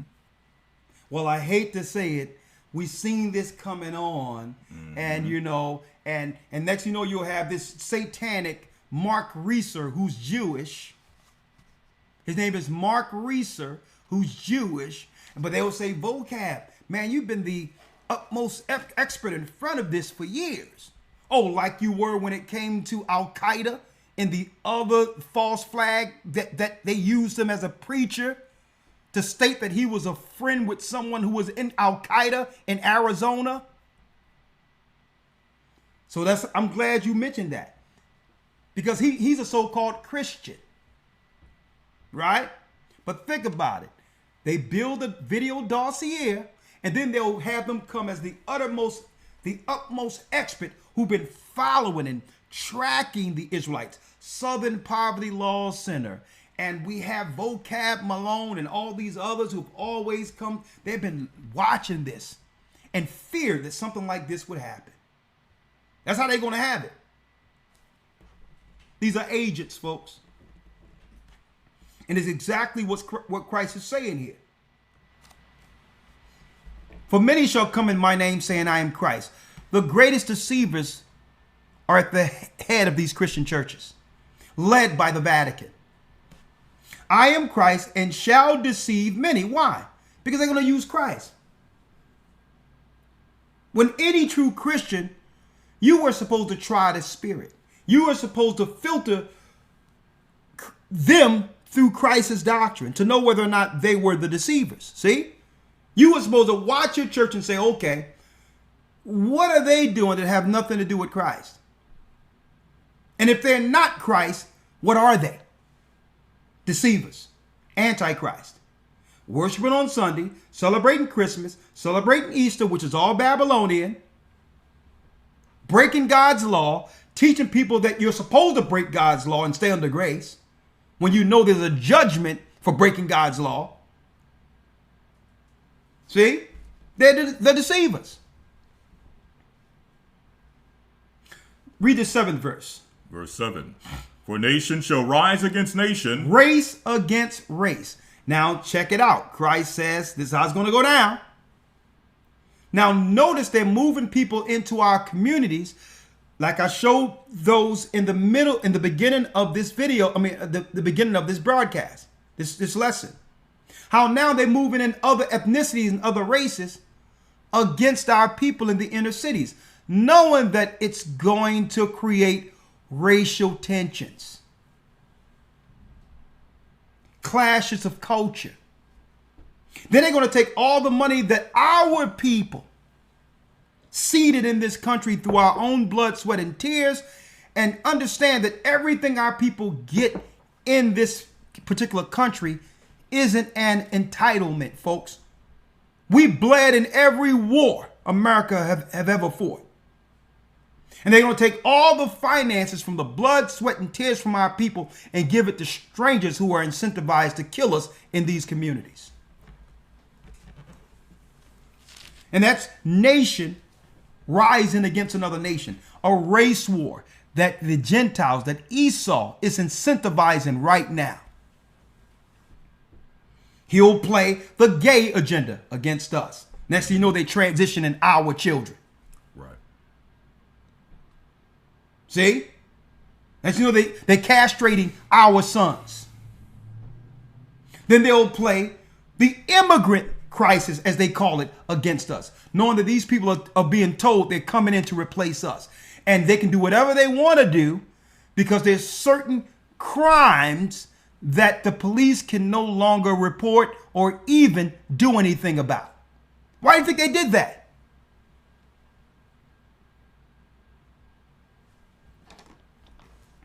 Folks, they are allowing a total rendition within our inner city. That's what they're doing. They had a movie out on that Elder Iraq years ago, where there was no law, and then for a time they just allowed all anarchy out there. What's the name of that movie? The purge. That's what it is. It's the purge, folks. Right. They're being told, they're coming in being told, y'all can do whatever y'all want. As long, this is what y'all can take, and these are the people you can harm, because we got to get them out of there. And the more you get them out, the more you and your family can have a place to stay. The more you can destroy them, that gives you more room for your family who can come in after you. That's a purge, folks. We're going to take all of our programs, our Medicaid, we're going to take our finances, and we're going to give it to you. You're living in all that. We're going to take it from them and give it to you. And therefore, giving it to all these people who never work, it depletes what? It depletes all the retirement money, all the Social Security money. If you bring in strangers and you give them the money, it depletes the treasury. So now they have a built-in excuse of there's nothing for you, because they got all these people who came in and took what our forefathers seeded in this country. Right. Because Esau is not going to allow them to come in and take anything from them. Understand that. They're here to take what they're concentrating on our people, chattel slavery, who actually seeded the wealth of this country. And they're saying, well, their wealth, you can take anything you want from them, because we need to what? We need to run them dry before coming after them. We must deplete them financially before coming after them. That's nation against nation, race against race. Read. For nation shall rise against nation, and kingdom against kingdom, and there shall be famines and pestilences and earthquakes in diverse places. And we're hearing all that now. They got some bees running around that's just destroying everything in its wake. Earthquakes all over the place. In different places, you'll be hearing of earthquakes. A lot of that is because they're fracking underground, causing issues. And folks, I'll tell you, when the great earthquake comes, there's going to be a meltdown of all the power plants within the United States. And that's when it really is on. Read. Verse 8. All these are the beginning of sorrows. Then shall they deliver you up to be afflicted, and shall kill you. Now this comes from what? This is going to come from people betraying one another, being offended with one another, giving each other up, not realizing that when you give your own people up, after you give them up, they're going to take you out.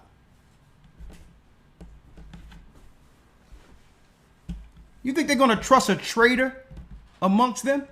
You think you're doing them a solid by giving someone up, and they're looking at you like, well, if you'll give your own people up, why should I trust you? Get rid of him too. Get rid of her too. That means we're coming in a time where brothers and sisters have to learn how to control their emotions and control their mouths, because the outcome is not going to be what you think. You think, oh yeah. Oh yeah. Surely Master is going to spare me. All right. I came and I told him where all of them were. Surely Master is going to look out for me. They're like, nah. I'll tell you what, I need you to look over them while they're being buried.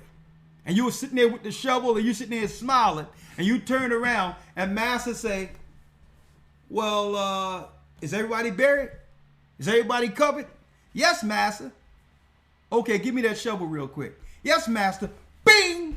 And now you get up in there and they throwing dirt over you. That's how it goes. Yes, Master. There's no proof of anything anywhere over here, Master. Okay, Thomas. Let me see the shovel real quick. Yes, sir. Yes, sir, Master. Bing! That's how it goes. How can they trust someone who would betray their own? See? They'll only use you to destroy your own people. These are the times we're coming in on. Right?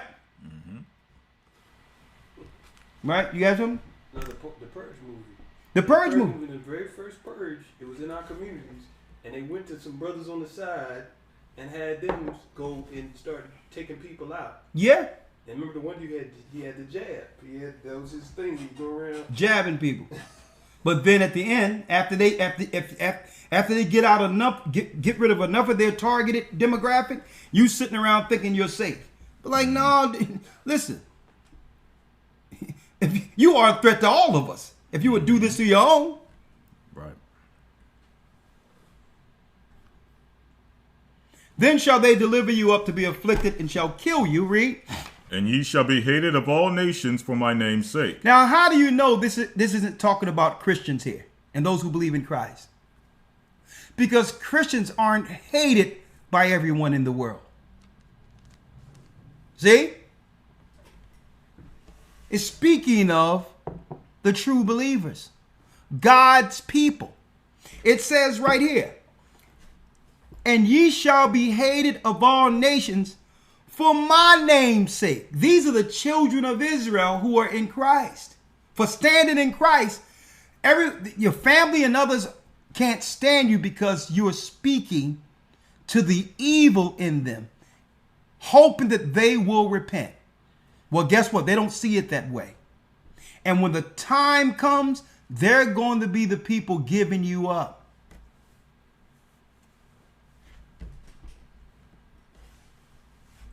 And these are people who are dying in the name of Christ.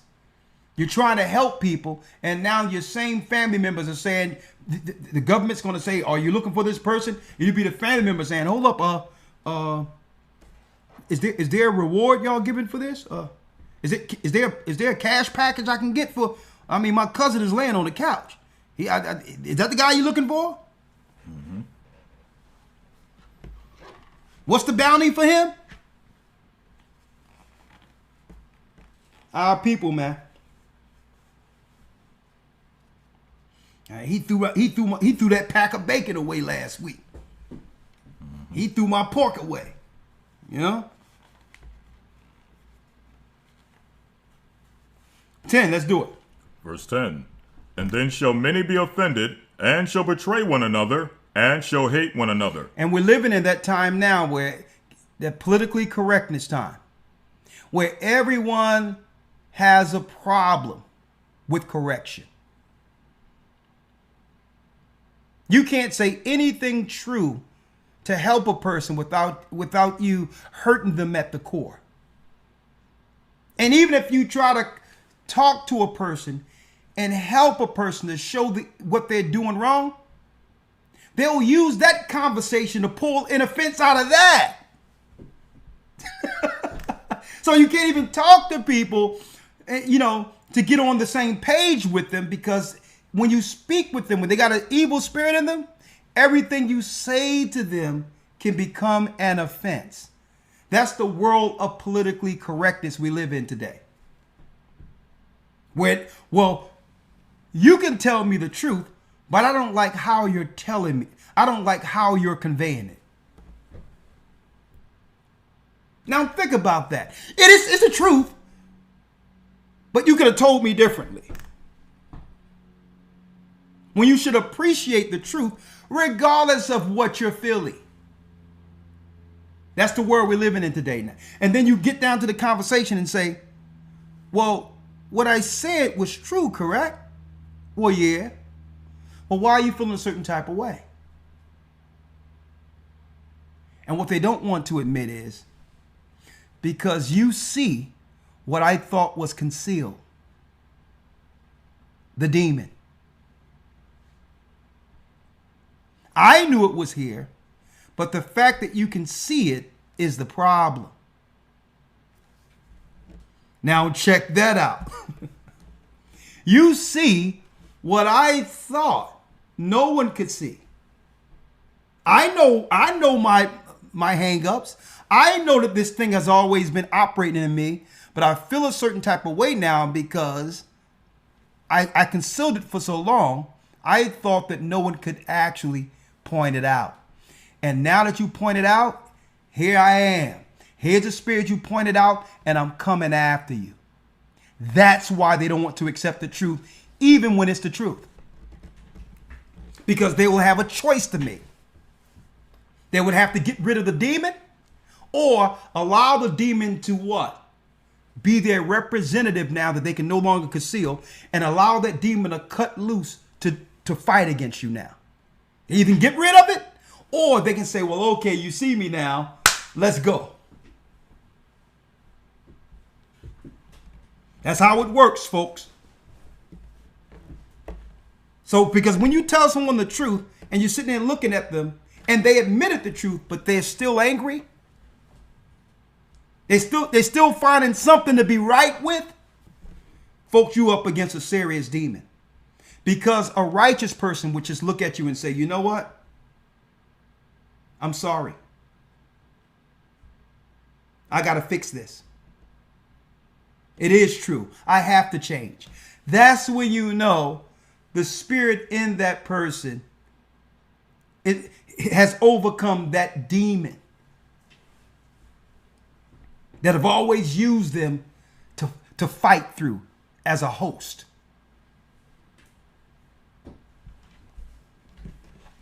And then shall many be offended over nothing at all, folks. We're going to be giving up our people for nothing. Folks, we're going to be giving up our people for a hot meal. Just for a hot meal that night, we're going to be giving up our own people. Watch.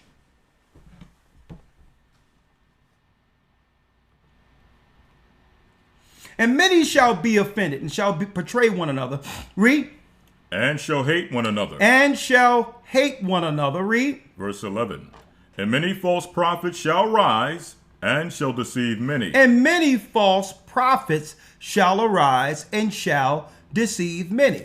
Now, as Christ go down, he's going to emphasize how to identify false prophet. Okay? Because a lot of people look at T.D. Jakes and these others.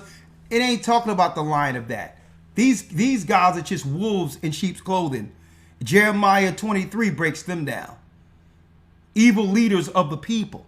But false prophets, Christ's going to go into it in detail within Matthew 24. Because it's really what? When shall be the end of the world and the signs of thy coming? So concerning Christ's coming, you'll have false prophets in context of what we're talking about here. The signs leading to Christ's coming. See that? So when it's talking about false prophets, it's talking about people giving you false information concerning his return. See? Like your Jesuits, who claim that there will be a rapture where Christ's going to return, pick the church up, disappear for 7 years while an antichrist is on the scene, only to come back 7 years later from the time that people disappeared. That's a false prophet that come directly from the Jesuits' doctrine. There will be no picking people up and coming back later. Okay? That don't exist. There's only the second coming of Christ. Not him coming to grab some people and saying, I'm checking out for another 7 years for an antichrist that can come on the earth and mess with y'all until I get back. That's a false prophet. There will be no rapture. That's a lie. Now we'll be caught up for those who remain, but that's upon the last trump, the coming of Christ. And even when that happens, when he catch up those who are in him, that's to join his army on the way back to earth, so that they can reign on the earth. So even they're not going to be floated up into a cloud for 7 years. They're coming right back. So the great caught up, and that's what it is when Christ returns. There is no rapture. And any preacher that's teaching that doctrine from the Jesuits is an antichrist, false prophet. Okay? 12. Verse 12. And because iniquity shall abound, the love of many shall wax cold. Because sin is at its height, the love of many shall wax cold. Why? The more we allow sin to happen in the earth, the more offenses ensue. Right? So now people are not going to know who to trust or what to trust. So people are going to hate one another. It doesn't matter if you're a family member, just the world in general will be, every individual will be against every other individual. No love, even for your own family. 13. 13. But he that shall endure unto the end, the same shall be saved. But he shall endure unto the end, the same shall be saved. Read. And this gospel of the kingdom shall be preached in all the world for a witness unto all nations, and then shall the end come. And folks, this is how you know that the Catholic Church that have set up many harlots under her isn't Christ's church. Because they've been everywhere conquering and colonizing, but yet Christ haven't returned yet. You can find the Catholic Church everywhere. So that's how you know that wasn't the gospel of truth. And what they're teaching in our neighborhoods and our communities isn't the gospel of truth. This gospel, Christ is saying, the gospel that I have taught the disciples, that I've brought in the world. This gospel of all the kingdom shall be preached into all nations, into the world, for a witness unto all races of people, and then the end shall come. Gospel means what? Good news. So what gospel was Christ talking about that the world must hear first before the return? The world have heard everything else. So what in particular is the gospel that must be heard by all people before Christ returns? It isn't in the Catholic Church. Let's real quick precept, and we're going to show you what must be taught to the whole world before Christ returns. Elder Lawyer, if you will, staying in Matthew. Matthew 10, 5, and 6. St. Matthew 10 and 5. Yes. These 12 YASHAYA sent forth and commanded them, saying, Go not into the way of the Gentiles, and into any city of the Samaritans enter ye not. Read. But go rather to the lost sheep of the house of Israel. But go rather to the lost sheep of the house of Israel. That's the good news, folks. Gospel means good news. This truth must be taught. Identifying the 12 tribes of Israel who are under attack by the power structure. And telling them the colonizers will soon be judged upon the coming of our Lord and Savior. The good news, or the gospel that Christ was teaching, was to bring the 12 tribes back under one fold. See? This gospel will have to be taught to identify God's people because they are under attack. Folks, that's what Jacob trouble is. The Gentiles have went from shore to shore, setting up their fake churches, setting up hospitals to get the genetics of our people, so that at the very end, they can get rid of us altogether. 7. And as ye go, preach, saying, The kingdom of heaven is at hand. And as you go, preach, saying, The kingdom of heaven is at hand. The kingdom for the same people. And you can't claim that this is about Gentiles, because at this time, Christ said, don't even go to the Gentiles. So first, he was seeking the teachers and the preachers to get God's people together first. Because these are the people who are under attack during Jacob's trouble.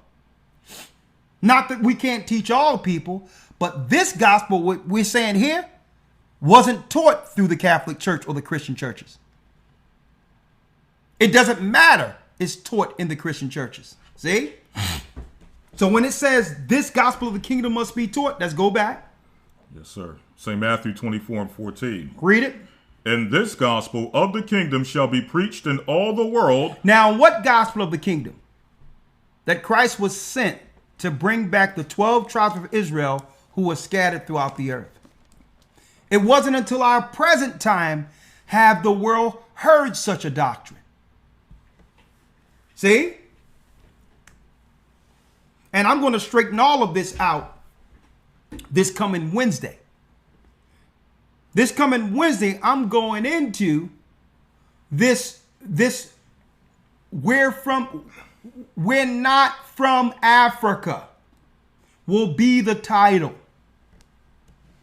Why am I going there? It's because now it's starting to come up where people are saying, well, all people didn't go into slavery. There was indigenous people who were black people here in the land before the Romans came, before the conquistadors came. And a lot of people are saying, yeah, they must have been from Africa. No, they weren't from Africa. We are not from Africa. Now, if you want to say that we're from the land of Canaan of North Africa that was turned into Israel, yes, that's where we're from. Oh, 1 second. It just went out. 1 second.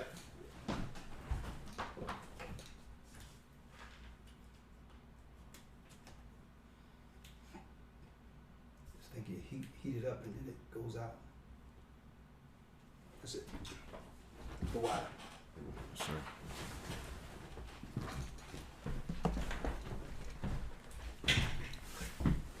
Good? You good? Yes, sir. Yes, sir. Now, and that's what I'm going into this coming Wednesday. Folks, we are not from Africa. And you got a lot of people now standing up saying, well, hold up. There was an indigenous people here before the Romans came here to colonize.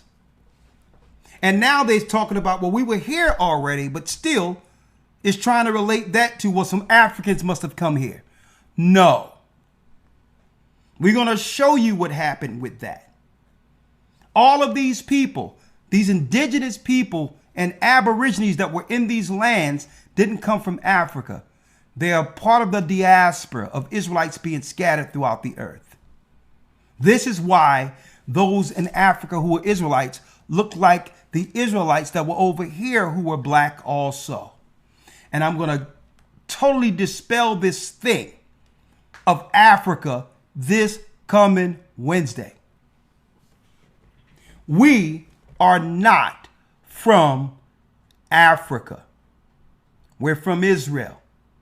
We're from Jerusalem. Now, if you want to say Ham had 4 sons, and all 4 sons, including the Canaanites, lived predominantly in North Africa, then guess what? I'll give you that. But North Africa, listen to this, were predominantly Hamites. We were Shemites who came out of Egypt into the land of Canaan, which was turned to Israel. And that's where God's temple, where Christ is speaking of from, was. We are from Jerusalem. Okay? So we're going to straighten all that out this Wednesday. Because now it comes down to when we start saying something here about the injustices in America, you'll have these immigrants and colonizers coming, well, why don't y'all go back to Africa? We were here before the ships came. Now what? Why don't you go back from where you came from? Because this land was promised to us before the colonizers came. The 10 tribes were here. So that's another grift. That's why I hate that back to Africa grift they have out there, where they try to sell us an African package. Well, man, why don't you go to that, man? We need to go back to Africa, man, and change things. No. Africa is not our homeland. Okay? We cannot fix Africa. Africa will not be fixed. It's a part of the curse. When Christ returns, we'll all go back into the land that belonged to our forefathers, Abraham, Isaac, and Jacob. That's the only way Africa can be fixed. A matter of fact, the name Africa comes from one of the sons of Abraham, one of the children of Abraham. Shemites. So I'm going to straighten that out this Wednesday to prove we are not Africans. All that back to Africa grift, Pan-African garbage. Now, do we love the people of Africa? Do we care for the people of Africa? Absolutely. Are we preaching the gospel to our brothers and sisters who are in the wildernesses of Africa like we are in America? Okay? We're wanderers, strangers in these lands until Christ returns. Yes, we love our people in Africa, but we're not going for the African grift anymore. Okay? We were here before the colonizers came as the children of Israel.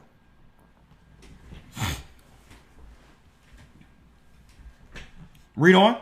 15. When ye therefore shall see the abomination of desolation spoken of by Daniel the prophet stand in the holy place, whoso readeth, let him understand. And it says, when you therefore shall see the abomination of desolation, that's the fall of our people, Israel, Judah, Benjamin, and Levi by the hands of the Romans. That happened. That's history, folks. This happened in 70 AD. Right. So he told the disciples that we will fulfill the prophecy of losing Jerusalem. It's called the desolation that was given to what? Prophet Daniel.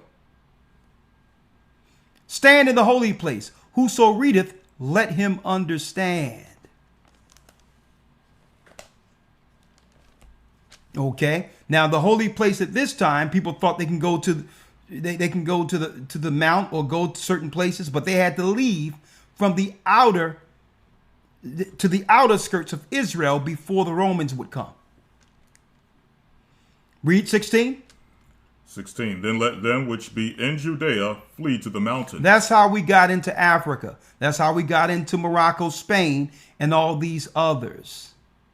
When they talk about the expulsion of Jews from Spain, it wasn't speaking of those who were dealing with the religion of Judaism.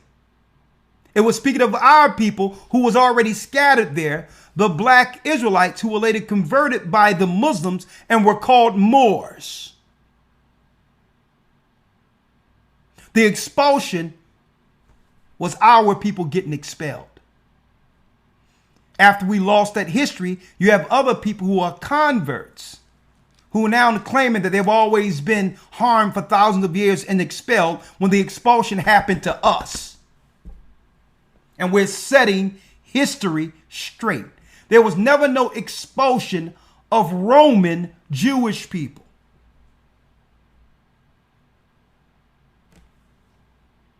Verse 17. Let him which is on the housetop not come down to take anything out of his house. Neither let him which is in the field return back to take his clothes.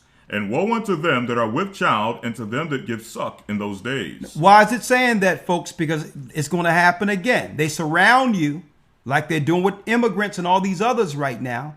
And when it comes down to what? Having to leave and go into another area or leave altogether. That's right, folks. You may have to walk away without even going back to get anything. That desolation is going to happen again, but on a global scale. not just in one area like it was in Jerusalem. They're doing the same playbook again throughout all of the places they found the children of Israel. Are you following me here? 20. Verse 20. But pray ye that your flight be not in the winter, neither on the Sabbath day. But pray ye that your flight be not in the winter, because it's hard to travel during the winter. And it says neither on the Sabbath day, because why? Usually our people would be resting on the Sabbath day. So if you're standing still and the Romans know where you are, they can easily destroy you. So usually Christ was giving us an insight. Listen, don't be trying to get out during the winter, and don't worry about on the Sabbath day. Be out well before any of these particulars here, because the Romans will know exactly where you are on the Sabbath. You're in the synagogues, so they'll come and get you. The same way you're going to have a lot of Christians, they're going to know where to find them, because they'll all be there on a Sunday. So he's saying, well, listen, get ready to leave with what? With the clothes on your back, and if possible, a go bag. And don't try to do it when it's hard to travel, like in the wintertime. Read. 21. For then shall be great tribulation, such as was not since the beginning of the world to this time, no, nor ever shall be. Read. And except those days should be shortened, there should no flesh be saved. If Christ didn't cut Esau's time short, no flesh would make it. You have to realize, folks, Esau at the helm is a sociopath, a psychopath. Okay? He teaches through psychology, folks. Think about this. He teaches depopulation. Even within the society itself, he teaches depopulation. People against people, family against family, gender against gender, same sex, and all these other things. And it says here, because that the more you deal with these particular lifestyles, the less what? The less children will be born for the future. Get born for the future. Then if you make relationships unattainable where man cannot get along with woman, eventually there's what? You got it. No, less children. And then when you look at the diseases and all that others that they're cooking in laboratories that we see, who knew that they had laboratories in Wuhan and other places? Some of these diseases or some of these solutions can lead to sterility. Attack on women's ovaries where they can't have children. On men's virility, making them sterile. So you put all this together along with them poisoning allegedly the food with soybean and all this other stuff, poisoning the waters, everything, every spill or every crash that happens, we hear about the water getting poisoned. Man, the Bible is saying, listen, if he don't cut time short, none of us will be left. We have madmen at the helm. Think about this, folks. They're destroying family, separating family, making it where there's no financial stability so that when we have children, we give up our children, and they're giving our children to the letter people to be raised. Think about this. How long you think God, the Most High God, is going to allow this? And Christ says, listen, can't you see what they're doing? They're killing off humanity right in front of our faces, and none of us are standing up and saying enough is enough. So if you're going to allow them to take your children, poison your children, and poison your food, well, this is what you get. Because the people are weak and have given up, and guess what? They're outright fearful. So it says, except Christ shortened Esau's days, none of us would be left. And we just allowed them to operate and finish what they were doing. Folks, None of Jacob would survive this. And now I'm looking at a video and I see the gangster disciples and the gangs are all coming together and saying, listen, we're just waiting for one of our children to get hurt this summer. Or one of our women to get raped this summer. And you know what? The whole thing is going to pop off. We're gonna blow Chicago. Hold on. 1 second here. 1 second, folks. Yeah, it's overheating. 1 second.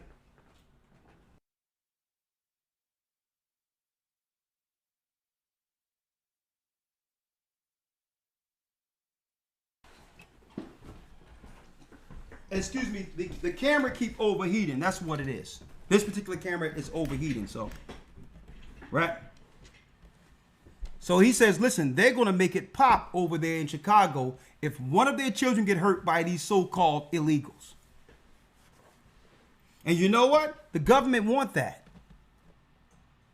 They want that because once they have that, they can bring in the National Guards and now come up with some fake group that they're going to say happened amongst black people, like the Hamas here in America. They're going to name it something else.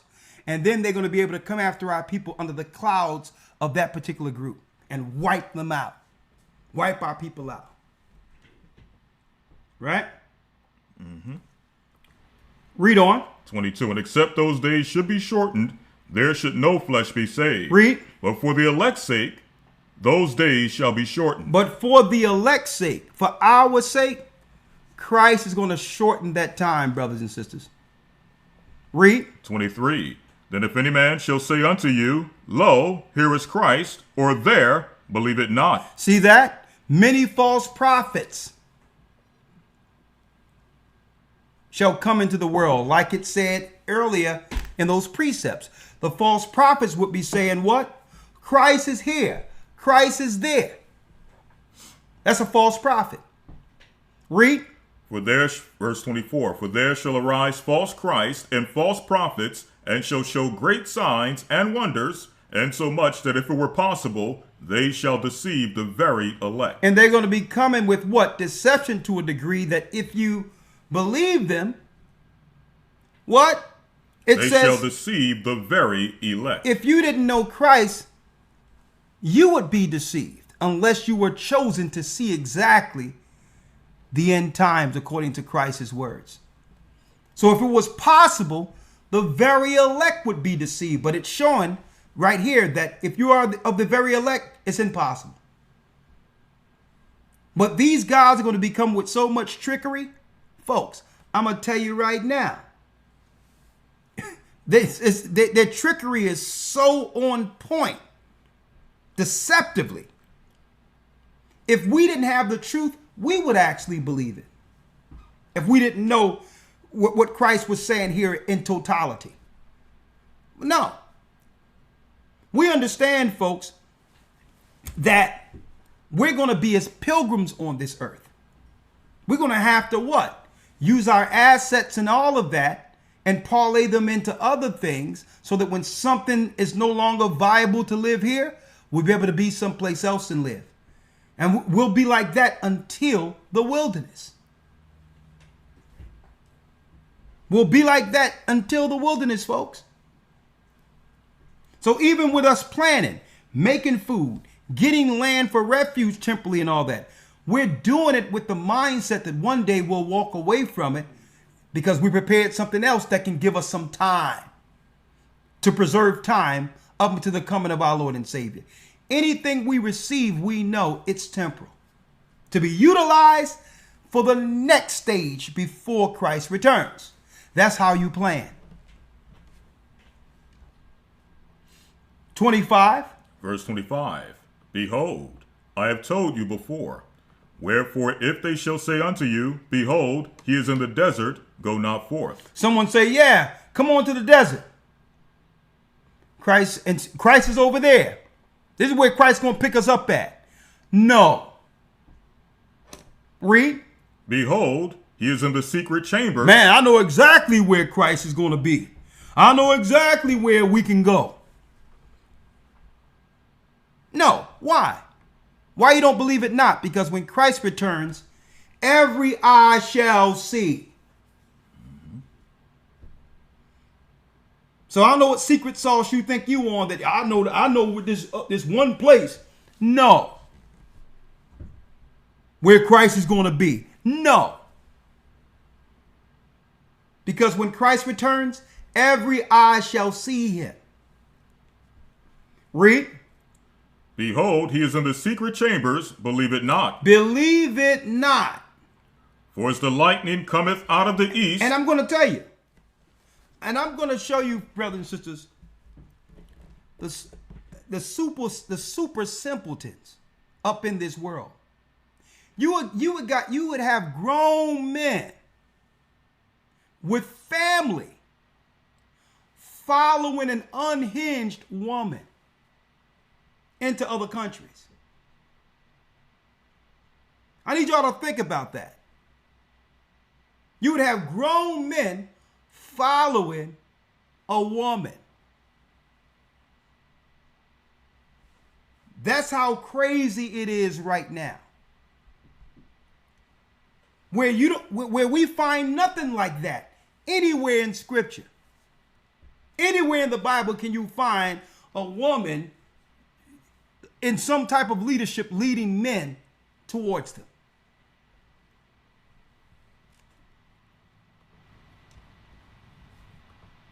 (27) For as the lightning cometh out of the east and shineth unto the west, so shall also the coming of the Son of Man be. Exactly. As lightning cometh out of the east and shineth in the west, so shall also the coming of the Son of Man be. He's coming straight from the east down into that area of the high mountain. And when he come, every eye shall see. So the last thing I'm going to do is listen to somebody talking about, yeah, I know where Christ is going to be, and this is where it is and all that. They got demons on them. When Christ come back, everyone living on earth will see him. And those who didn't make it to the wilderness as of yet, it tell you in the book of Isaiah that he's going to send out ships from Kittim to gather his people that are still in remote areas outside of the area. There's going to be some people still over here in the West after the fall of America who's going to have to be guided back to Jerusalem when Christ returns. But we'll all see his return. 24. 24 and 28. For wheresoever the carcass is. Yes, sir. Verse 28. For wheresoever the carcass is, there will the eagles be gathered together. And it says, wheresoever the carcass is, there will the eagles be gathered also together. And what is this?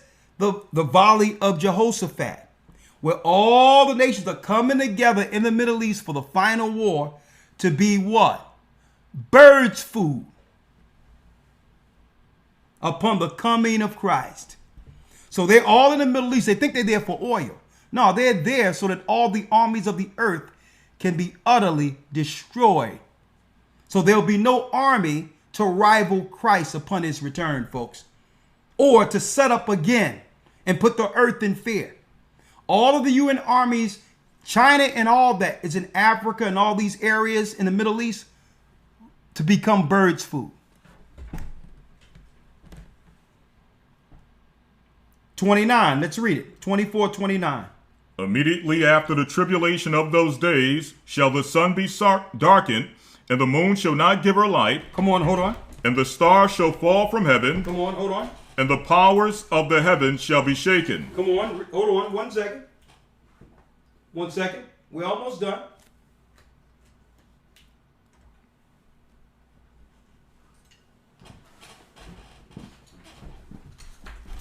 Read that last piece again, other lawyer.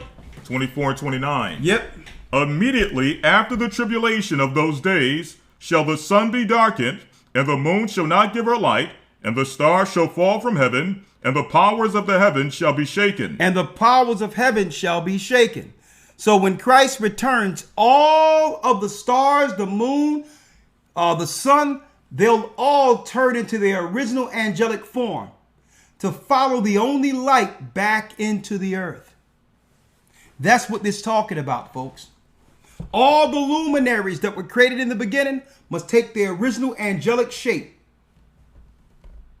when Christ returns. And Christ will be the only light seen in the universe.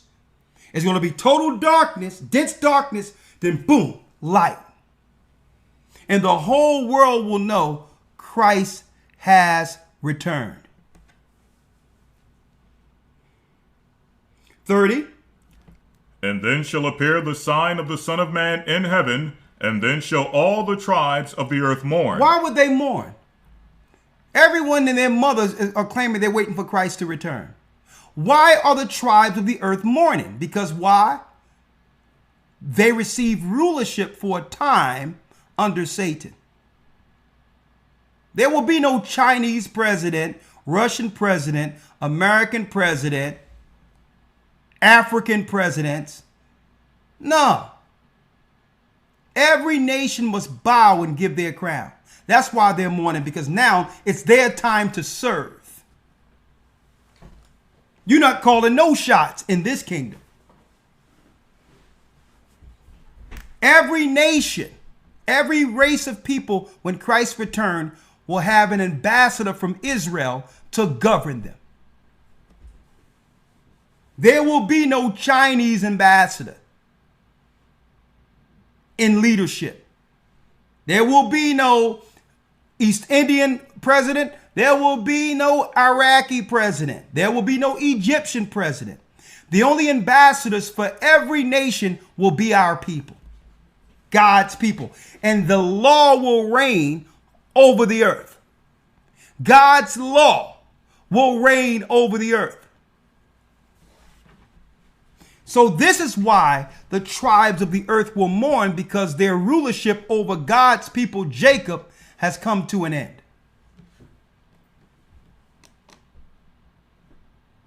Read. And they shall see the Son of Man coming in the clouds of heaven with power and great glory. So why are they mourning? Buddha ain't going to save you in this time. Allah will not be able to save you in this time. The Vatican's God, which is Satan himself, will not be able to save you in this time. See? All the idols of the earth will fall. And all nations will bow to the true king, the King of Israel, King Judah. And his name is YASHAYA. 31. And he shall send his angels with a great sound of a trumpet, and they shall gather together his elect from the four winds, from the one end of heaven to the other. Now that's crystal clear. So all of Israel is not going to be, even though a lot of us will go near the wilderness area and hope to be there, but there's going to be other Israelites throughout the four corners of the earth that's going to get guided there upon the coming of our Lord and Savior. See that? 32. Now learn a parable of the fig tree. When his branch is yet tender and putteth forth leaves, ye know that summer is nigh. So likewise ye, when ye shall see all these things, know that it is near. Know that it is near. Even at the door. Even at the doors. When you see everything that we've discussed, know that we're this close to deliverance.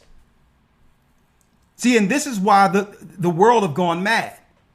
This is why they're throwing everything at Jacob now. Go ahead, please sin. Do whatever you want. You want to become a boy? You want to become a girl? Just whatever.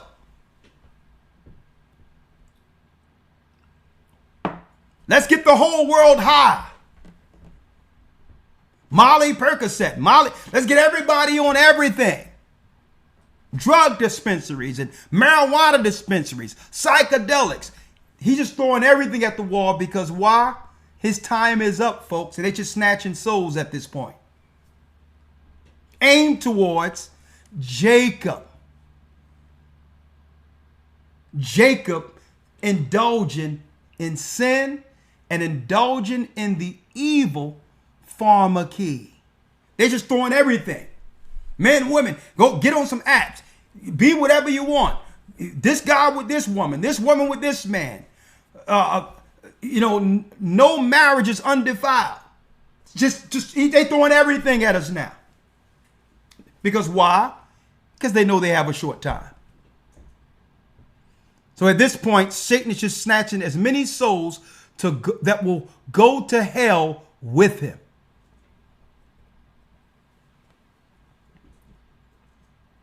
(34) Verily I say unto you, this generation shall not pass till all things be fulfilled. And when it says this generation shall not pass, it's talking about the generations of what? The generations of Christ's birth to Christ's coming. The generations which is times, and a dividing of times. It's not speaking of no one generation. It's speaking of the whole generation span of the Roman Empire's rule. This generation shall not pass until all these things be fulfilled. Read. Heaven and earth shall pass away, but my words shall not pass away. Heaven and earth shall pass away, but my words shall not pass away. Read 36. But of that day and hour knoweth no man, no, not the angels of heaven, but my Father only. So no man knows the exact day or hour. How do we know this? Because the time that he gave them, he's cutting short. See? One moment. Almost done, folks. Almost done. Stick with me.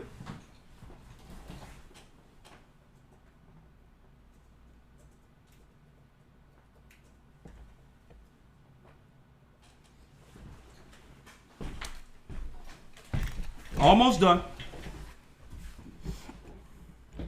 A matter of fact, let's do this. Be on the safe side. 1 second, folks. We're going to end it with this one here. Because I really have to get this one out.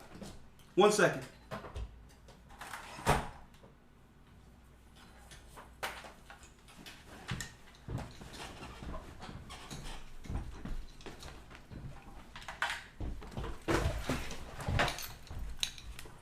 One second, folks.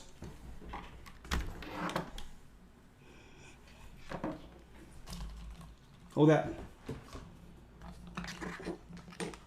Don't worry about it. I gotta fix that camera. That's it right there. Yep, I can use that.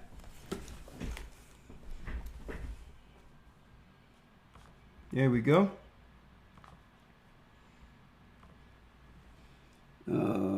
There it is.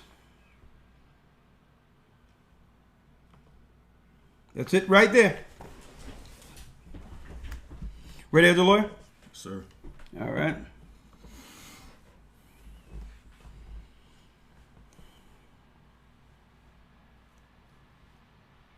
All right, we are good.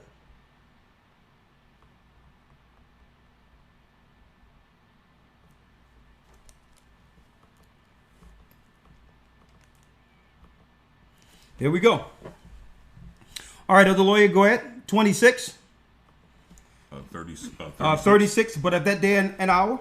But of that day and hour knoweth no man, no, not the angels of heaven, but my Father only. But my Father only, read. But as the days of Noe were, so shall also the coming of the Son of Man be. Same as the days of Noah.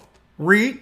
For as in the days that were before the flood, they were eating and drinking, marrying and giving in marriage, until the day that Noe entered into the ark, and knew not until the flood came, and took them all away, so shall also the coming of the Son of Man be. So the taken away were those who were evil. See that? Those who didn't listen to Noah were taken away. They flipped it through the Jesuit satanic doctrine to claim that the taken away are those in the church that will be taken into the clouds, when it's the evil that will be taken away for not following the message, the gospel. And knew not until the flood came and took them all away, and so shall also the coming of the Son of Man be. Read. 40. Then shall two be in the field, the one shall be taken. The one that shall be taken are the evil. Read. And the other left. And the ones that are left are the righteous. Read. 41. Two women shall be grinding at the mill. Working. The one shall be taken. That because they didn't listen.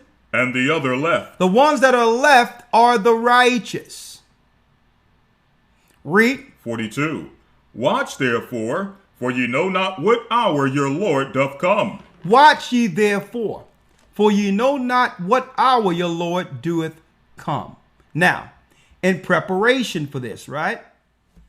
Let's go into what we see with the migrants and all that real quick. Let's go into, real quick, 2nd Esdras, where it talks about be like pilgrims in that day. And they shall put you out of your houses. 16 and 40. 1 second, Elder Lawyer.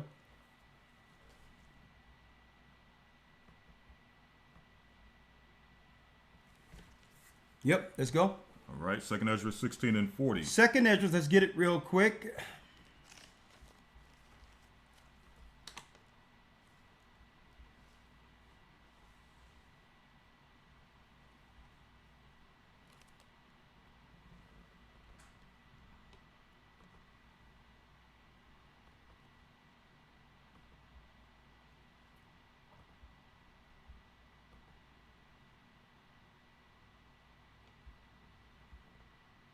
Yeah, that's it.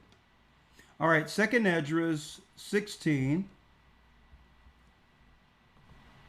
2nd Esdras 16, verse 40, you said, right, Elder? Yes, sir. Okay, let's get it. Yep. Oh, my people. Yes, sir. O my people, hear my word. Make you ready to the battle. Make you ready to the battle. And in those evils, be even as pilgrims upon the earth. And in those evils, we must be as pilgrims upon the earth. How did Esau get America? They came over as pilgrims. They were willing to leave where they were and survive in a new land to overcome and one day rule the land that they were pilgrims in. So we must be able to do what? We must have enough faith, more than the enemy, to one day up and leave with what we have to sustain us. We have to be like pilgrims, because eventually it will all get taken away anyway. Read. 41. He that selleth, let him be as he that fleeth away. So when you're selling, it says, let him be as one that fleeth away. Read. He that buyeth, as one that will lose. And he that buyeth, as one that will lose. So you would have to have some level of what? Understanding on what to do with assets and all of that. Parlaying out of one thing into something else that will sustain you for some time. Or have something else in play, knowing that you might lose what you have right now. See? 42. He that occupieth merchandise, as he that have no profit by it, and he that buildeth, as he that shall not dwell therein. And it says, and he that buildeth have the mindset that one day you won't live here. But the Most High did what? He fulfilled his promise in us by giving us food, shelter, and raiment all the way through, regardless of where you are laying your head. So if he provided up into this time, don't let the place you in that you love and work for be the anchor that will lead to that place you're living becoming your tomb. Be ready to let go. And that comes with planning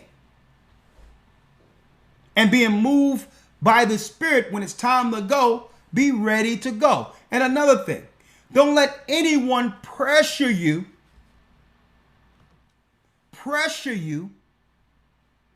into doing something.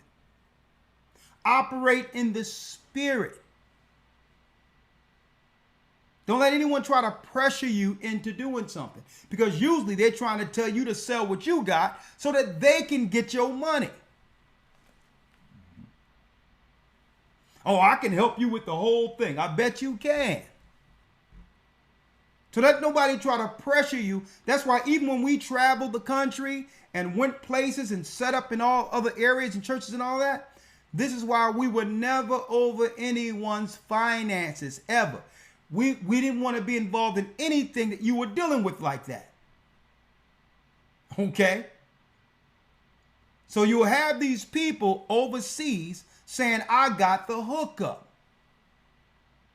And you're going to be taken, and you're not even realizing that they're splitting money with the foreigners, betting on you, betting on your fear. And guess what? This is how they're going to totally gank you.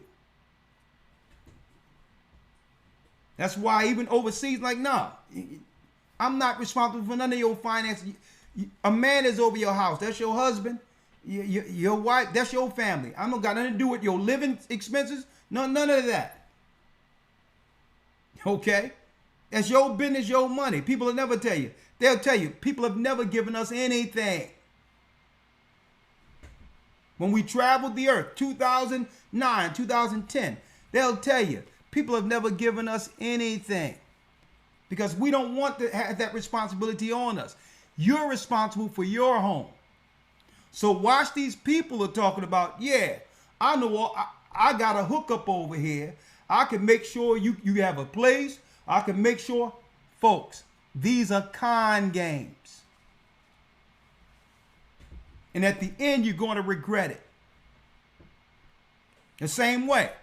You'll never hear me talk about, well, yeah, I'll tell you what, here's some land you can live on.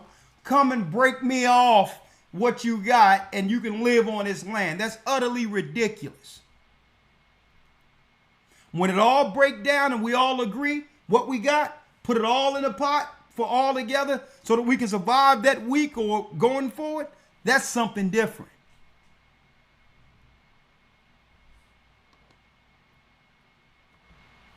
He that occupieth merchandise as he that have no profit by it, and he that buildeth as he that shall not dwell therein. Read. 43. He that soweth as if he should not reap, so also he that planteth the vineyard as he that shall not gather the grapes. Now let's go down to where it talks about they shall put you out of your houses. Yes, sir. Verse 70. Let's go straight to 70, the 70th verse. For there shall be in every place and in the next cities a great insurrection upon those that fear the Lord. And this is what's going on in Chicago and the inner cities, and with the so-called migrant crisis. It's not a migrant. There's no crisis going on, folks, at all. This is war. They've incentivized other people to war against Judah and Israel in the inner cities. This is what we're looking at. The great insurrection upon those who fear God. Against us, the true believers. And what's going to happen? Read 71. They shall be like mad men, sparing none. Sparing none. And that's these people they let in your communities. They're going to be madmen. They're going to be taking people's children. You're going to hear about organ harvesting. You're going to hear about our children going missing. All these people that are operating in the black market that was doing it in other countries, they're next door to you now. They're next door to you now. So if they if some rich guy in the country they come from need a kidney, need a heart, need an organ, guess what, folks? Easy pickings. They're in the midst of the children of Israel with these healthy organs, with these healthy bodies, whom the world have no worth in. The world could care less for these people. So if somebody from their homeland needs some organs, they're going to be able to get some quick bucks by snatching people. And I'm going to tell you, it's going to be outright warfare. in these communities.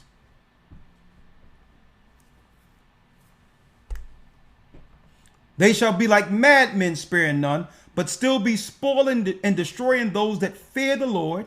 Read. 72. For they shall waste and take away their goods. They shall waste and take away their goods. And cast them out of their houses. And eventually our people are not going to be able to pay to live. Casting people out of their houses. That's right, folks. They're going to have alternative camps for those who can't afford to live amongst regular society. So they're going to give you a place to stay, but it's not going to be like it used to be. All of the housing in our community now have been transferred over to the mercenaries you see who are in your inner cities labeled as migrants. They're going to reject the vouchers for Section 8. They're going to cut off welfare and say you can work and we'll give you a stipend for your work. And if you need a place to stay, we're going to give you the camps where some of these illegals used to live on the outside before we opened the gates. You can stay there. They will waste and take away their goods. They already started taking away our goods by transferring our finances to illegals and cast them out of their houses. That's right, folks. We're talking about putting people on the streets. It was written in the prophets what our people would experience before deliverance. Jacob's trouble. But what comes out of this? 73. Then shall they be known who are my chosen. At that point, we're going to find out who really believed in God, who really claimed they had the faith of the righteous. Now, either you're going to sell all the way out for a piece of bread against your people, or stand with God and say, Lord, I came into this world without nothing. Guide me. I'm on your side. Guide me. The devil have taken everything away. He have stripped me bare like the prophet Job. Help me. And folks, that's when you're going to find out that the God who have delivered you this truth was present the whole time. We're not going to make knee-jerk decisions out of emotions. Because why? Brothers and sisters, we're not home anyway. So what if the devil strip everything from you? This is not home. Now you can stand 2 feet grounded with the Almighty and say, Lord, I'm yours. Whatever you need from me, I'll do. Guide me. The whole earth is my house now. The earth is your footstool. I'll serve you. Then it shall be known who is my chosen, because the majority of the people, like they did during the time of the jab, is going to fold. The majority of people will be crying on the street saying, woe is me, woe is me. They've given the migrants everything, when this is the legislation you voted for. These are everything you're exhibiting, you participated in by saying this is what we wanted. Because you trusted in the government and the political system more than God. And the political system it's just going to remind you of who you are and who they are under every circumstance. And that same political system is now throwing our people out to the streets. But the Most High has a hand in it. We're being tried, right? So it states here, then shall they be known who are my chosen. We can talk about that chosen stuff and us being a child of God when everything is comfortable. When you're comfortable. But when things become uncomfortable, what choices will you make? See? I know what it is to have nothing. I know what it is to have a lot. See, I know what it is. Hey, listen, give me a small cot, a blow-up bed, and guess what? I'll find something to make to eat. I don't need much. As long as I got my Bible with me and I can teach the word of God. I've been throughout this whole earth with nothing. Okay? So to know how to adjust under any circumstance, because it's the Most High who guides us. It's the Most High who was with me when I had nothing and have guided me to be able to get substance, knowing that what? A drought is coming. And we're going to have to feed ourselves for a time because the enemy is drawing back any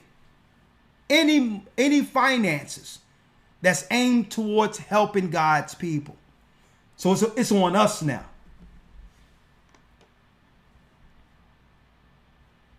Read it.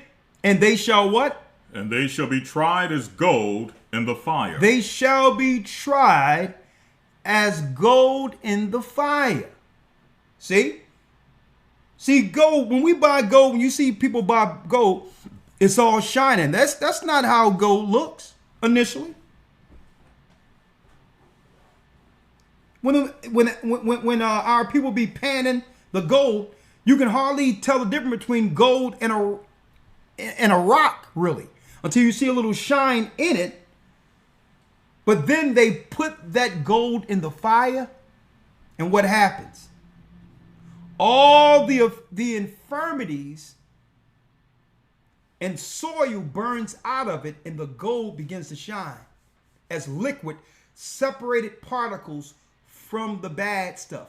And then you get that golden nugget that shines because what? All the dirt, all the stuff that took away its luster or stopped its luster no longer is a part of the gold itself. This is what the Most High will do with everyone he loves. He will purge us to separate us from the infirmities that leads us to hell so that we're shining like pure gold. So now it's not the substance and the things we have acquired and just the stuff we've acquired is the example of success or what we can actually be proud about concerning our achievements. Because these things can be taken away. Things can be taken away. So we look at the things we've acquired or accumulated as the bar for success to show forth a blessing. Well, what if the Most High take it away?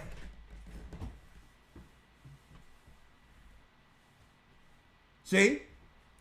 Now you believe you're worthless. You're worth less. Because everything was wrapped up into things. Your worth, your acceptance to the world was based on the things you've accumulated. When really that's not what the Most High is looking at. He's looking at the inner man. Because he can take you anywhere. He can bring you down and make you poor, or he can make you rich overnight. It's what's in you. And that's the spirit you take as a pilgrim anywhere. Anything that I build any place, I can do it anywhere on this earth because it's in me to do. Because I don't trust in one territory, one thing, one place. I trust in the Almighty and I trust in his Son. Christ could have had anything in this earth, but he walked this earth as a pilgrim and was able to utilize everything in it. Hey, Peter, James, others, put down your net. Put down your net and come follow me. I'm going to make you fishers of men. How much did Christ pay for a boat? Nothing. They cleaned that fish smell out of the boat and they traveled all throughout the areas of Israel on the outer skirts to teach the gospel. Here it is. There was no planes back then, but now Christ has a boat. He has ships now. So there was no need for him to try to acquire things because the whole earth serviced him for God's sake. And that's the mentality we must have, that the Most High has what? He has something to sustain us somewhere else if we walk away. Don't panic. Now let's talk about money real quick. Ecclesiastes, Elder Lawyer, 7 and 12. Let's talk about money real quick.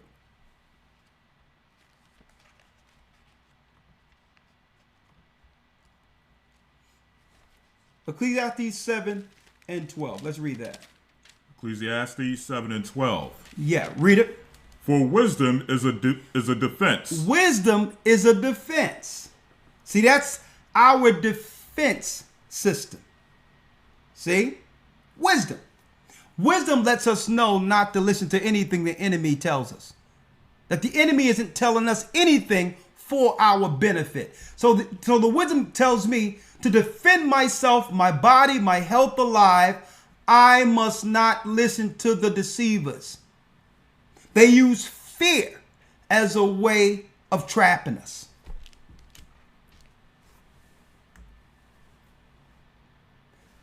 I fear nothing. I fear no man. I fear God only. Therefore, I could care less what they're using out there to scare us into destroying ourselves. That's why years ago, when there was fear 24 hours a day, I was ignoring that junk. And I continue to teach the word of God. And I was outside every day looking at the whole world who claimed that they had it going on and had all this power. Grown men running around scared to come outside. Folks, that was a great sign for me in of itself. In of itself, to prove how weak and scared people really are. You will have people, folks, who would destroy a man with his bare hands, out there scared of something they said was floating up outside and was scared to get next to other people. I was checking everyone out. And you know what? I was walking every day like everything was cool. Everybody got a mask on and I'm sitting there with no mask looking at these people and they looking at me like something is wrong with me. Because I wanted to prove at the end of it, when they see me again, after the scare is gone, maybe they would have some level of inquisitive spirit to ask me questions like, you didn't do anything. Why aren't you dead? I thought that maybe something would jog in them to say, well, hold up. This guy didn't follow none of this crap and wasn't scared of anything. What God you serve? And at that point, I understood how fake this world is and how fake people are. Because they'll play hard and strong. They'll play like they're tough and all that. But the only thing the government have to say is that something is floating around. And in that instance, they can take you out. Because you're scared, they know exactly where you're going to be because you're scared to come outside.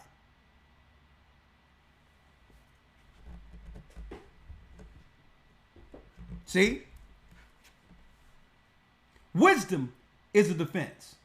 And money is a defense. And money is a what? Is a defense. Is a defense. Money in of itself isn't bad if you know what to do with it. See? If you have the wisdom of the Almighty, you know that there's going to be a time where the money is going to come freely, and you know when eventually it'll be cut off. So what I'm going to do with the money before they cut it off? Put it into something tangible that will sustain when the system fails. And I'm going to be talking about that even while we're at the symposium in a couple of weeks. In Augusta, I'm going to be talking about that. Because here it is, we're making all this money and this salary with all these degrees, and at the end of the year, we don't have any money to show for all the work we've actually put in for these corporations or others. So that's a slave. That's a slave. Think about it. The slave quarters were actually paid for by the plantation owners. That means they were willing to pay for our quarters as long as we worked. Our dental, when we got sick, they had to pay for our health care because you can't have a sick slave, right? That would slow up the work. So they had to pay for all of that. Now they made it where they put you in a system where you work and you have to pay for it yourself now with nothing to show for it. So they just changed the dynamics of slavery or servitude. But instead, we're paying for our own now, opposed to them paying for it. So if you're not seeing anything at the end of the year for what you're actually, for what you've actually sown and working, what's the difference between that and being on the plantations? There was nothing to show for it back then, but we still had a place to stay. We had we had food every day, and our health care was taken care of. So it's really no different. It's just a higher standard from where we were. Just a little higher standard. The optics of freedom. So understand it says, for wisdom is a defense, money is a defense. So money in of itself isn't bad if you know how to plan. Ask the prophets. Abraham had much. Isaac had much. The 12 tribes had much. But they understood what to do with it. Money is a defense, but what's excellent above them all? Read. But the excellency of knowledge. But the excellency of knowledge is that wisdom giveth life to them that have it. Wisdom giveth life to them that have it. With all of it, you must have the knowledge to know how to deal with resources. If you're just chasing money and don't have wisdom, the money will do nothing. You'll just spend it and put it back into the system to those who are oppressing you. So money is a defense. If you understand, well, a certain portion of this go towards not a rainy day. Okay? We're talking about a famine where there's nothing left. What resources do I have in place to sustain myself for a time? We're going to be discussing that in the near future. Last, now when does money work counter to people? When it's counter to why God says money is a defense. So there's pros and cons. The pro is, if you got money, you can plan, you can do things. It gives you flexibility. It gives you choices in case of emergencies, right? So it can defend you against a lot of things, right? Now, this is where money goes wrong. Let's go to 1 Timothy 6. 1 Timothy 6, verse 10. Let's read it. 1 Timothy 6 and 10. For the love of money. For the what? For the love of money. For the love of money. Is the root of all evil. Is the root of all evil. See? That's the root of everything evil. When your objective or your overall objective from any scenario is money. I want the money. If you're doing something strictly for the money, that's the root of all evil, because now someone can come dangle some money over you in exchange for your soul. See? In exchange for you betraying your own people. Because they know you just want the money. Like people are saying, I'm out here to get the bag. But at what cost? Your soul? See? It's the love of money is the root of all evil. But if you have objectives and you have plans in place where you're getting finances, knowing that you're preparing for when things break down, that's not the love of money. That's money as a defense.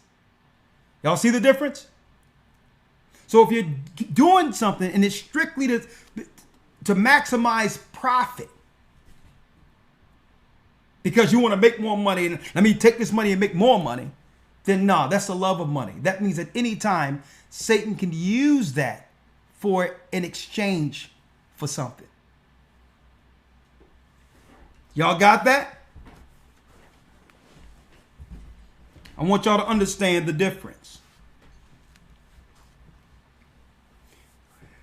Read on. We'll end it here. Which while some coveted after. Like we see last Wednesday, the music business. They know our people are impoverished, and they offer our people what? Prestige, recognition, and finances for an exchange on something. Give up your people. Sell your soul. Compromise your morality. And we'll give you all the money you want. Help destroy your people. Because if they know this is what you're looking for, this is what you're covet after. You're just coveting and wanting things to shop and do this, that, and the other. While some coveted after. That means some people, their whole existence is that. So the enemy can use that in instances like we see with P. Diddy and others. Because that's all they want. They're not thinking about how can I save my people? How can anything I acquire can benefit God's people? If something go down, what can I do to sustain the people who are now being what? Left out of the financial sphere. Who's going to feed my people? And folks, these are the things I have to think about, especially for those who are baptized within the church, who have always been a part of the church. If something go down, can we feed them? Can we give them temporal refuge when something happened in the city? But none of that happens unless we do the right thing in planning to get resources to know that that time is coming. And I'm putting it out there. And it says, they have erred from the faith and pierced themselves through with many sorrows, where money have become the objective. And I'm putting this out there because when you see us doing things like the Royalty Summit that's coming, this coming in 2 weeks, folks, that's a church initiative. Guess how much money I get out of that? Zero. I get a donut from that. I'm willing to give my time and my spirit and my know-how to be a part of it because I know we can accumulate some finances that can go back into the gathering of Christ Church. And with those resources, land, organic food, and others. Guess what? And this is what y'all don't know, folks. Even when I collect at these teachings, when I collect offerings, an offering is supposed to go to the one that's teaching. Do y'all know this? Guess what, folks? It all goes into the church. I don't get 1 cent out of those offerings when we come together on Sabbaths and all that to teach. Elder Lawyer will tell you, not once after an offering happened that we sit in the back of the room and I take what and say, Elder Hun, you can have, let's split this in half. Mm-hmm. It never happens. Right. It goes directly to Treasury. They mark what it is and it goes into the church. not one thing of offering when I teach comes to me. Not one red cent. Because what belongs in the church is it's my giving to the church. If I get something, whatever I get, I got to pay taxes on what I get. And that's my money. And that's it. But I never take anything from the church. Zero. And it's important that y'all understand that, because y'all may look at some of the ventures we do and all that and say, well, hold up. What is this? Nah. We have a certain amount of time before the resources are cut off altogether. And servants of the Almighty we're going to need something to feed our people with. And if we don't think forward with it, then there'll be nothing to help sustain us and the people of this church. Now, I know y'all rarely hear me talk about that, but I need y'all to know that when we give these, like the symposium, these 2 days, folks, I don't get any money from any of that. Them tireless nights where I got to be there for the people and pray with the people and talk with the people, set up everything that's going to be there. I'll be there for the play. The next day I'll teach the next morning, and I'll be tired coming in Sunday morning. And guess what I get, folks? A big fat zero. But it's good enough to know that it's going into the church.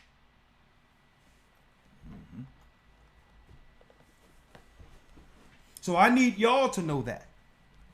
I don't get anything from that. But guess what? But I do get something on the other side of it. The blessings from the Most High. That he continue to bestow health upon me, my family, and those I care about. That he'll give me breath to continue to teach and to help God's people. See? He's given me longevity. He's given me health. He's given me a sound mind. And the spirit that when I open up this book, it's a blessing to understand what he's conveying to me, to share with others. And folks, you cannot put a price on wisdom. I'm grateful to understand what the Most High have given me. And you can't quantify. Nobody can pay me anything in comparison to that. So I thought I would put it out there, because usually when people see us doing stuff and all that, in a carnal mind, seeing how the churches out there operate, immediately people start thinking, hold up, man, this is like some Christian church type thing. Mm-hmm. Not realizing that we're not like that. Okay? We know a drought is coming. A famine is coming. And money is a defense. We have to get resources. We have to get certain things in play. We have to make sure that we have it where brothers and sisters will know how to grow their own food. That we have equipment, stuff to run the equipment so that we can have our own food. Also, refuge. When something is going down in the city, we got to be able to prepare. Well, what happens if something go down in Chicago and the National Guards come in there? What are we going to do about the people that's in the church in Chicago? Where they can pivot into a city next to them temporarily to be taken care of till we find out what to do with those families. All of that is what churches are supposed to be doing, folks.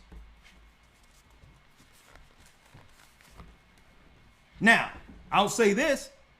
When it comes to the broadcast, like you see here or Wednesday, and where it says GOCC 144 donate, if we have blessed you all and you donate to us this way, yes, that comes to us.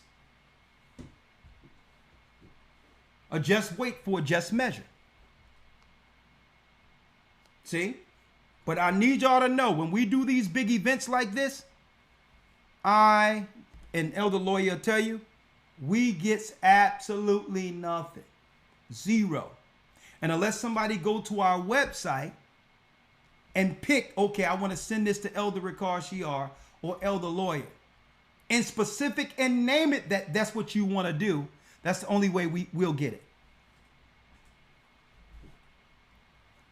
The money belongs to the church. Okay? And I thought that we'd be transparent because guess what?